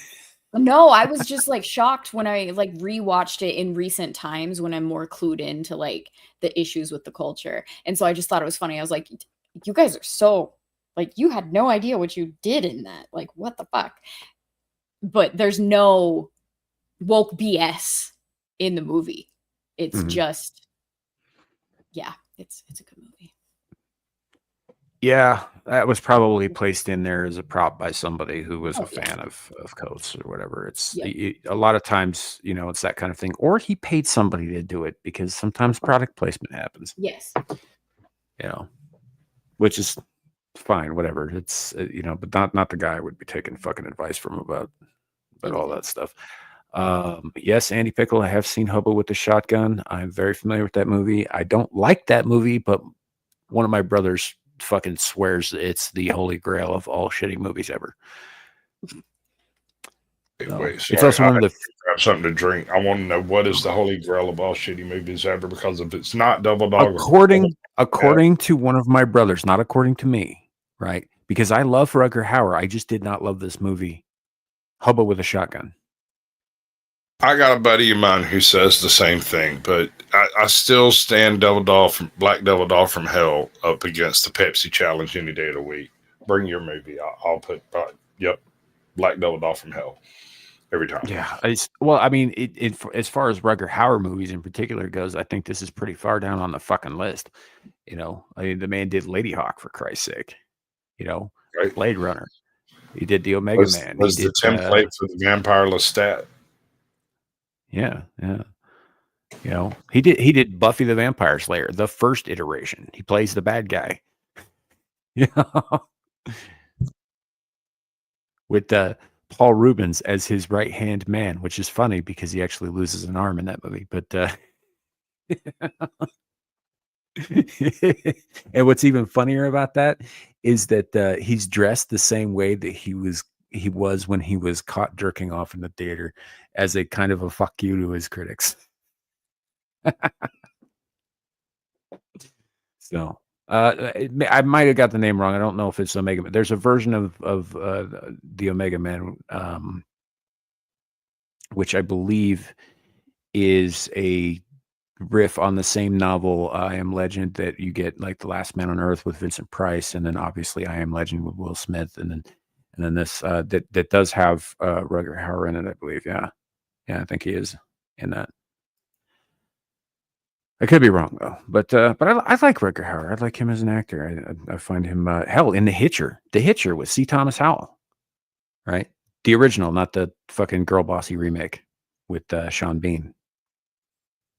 He's going to die. Did he die in that film? He better have died in that film. He played the Hitcher, so yes. Yeah, he was the villain. But I love Sean Bean, man. But like Rutger Hauer, he didn't come close to that, in my opinion. The original The Hitcher is the best one. So love that dude. All right, folks. I think we're probably going to wind it down a little bit here, because I really have to eat something soon. So my belly's a rumbling. I'm surprised you guys can't hear it. It's very loud. Very, very loud. Yes, that is correct. Sean Bean's niche is dying. That's true. But yeah, this, you know what? This has been kind of an enjoyable episode. Like I said at the top of the show, we had some topics to cover. We had a couple but didn't really need to get to them today. I think this was a pretty good, pretty relaxed show, especially given that, Gal's back. Nice way to ease her back in before we jam the dildo of horrible opportunity up everybody's ass next week unlubed.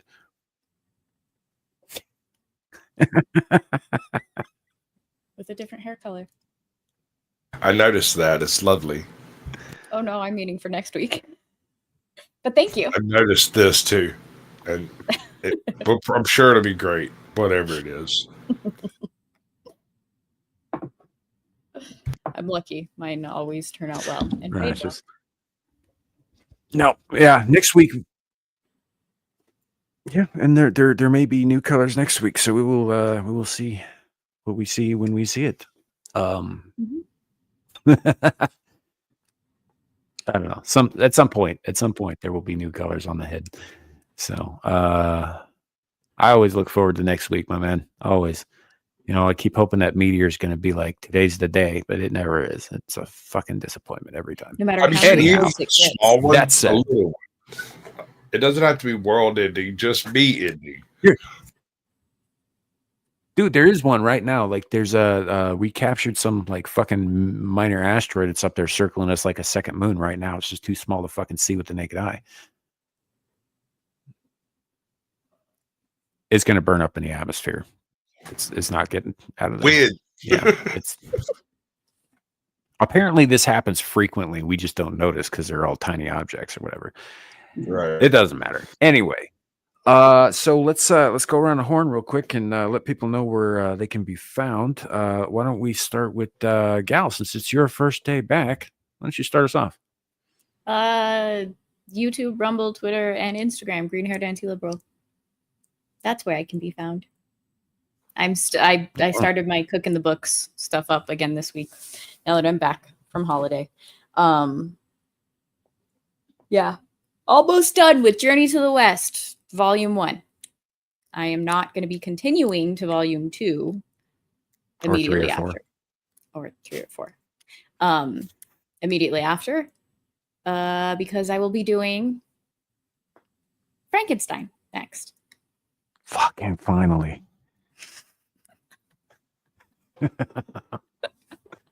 Poor Sam. Good to hear. And me, because I had to read that stupid fucking twat ass bullshit book. Yeah. I'll tell you what, if Shirley Jackson wasn't already in the ground, I'm not going to finish that sentence. Don't. But there might be a living one. Yeah.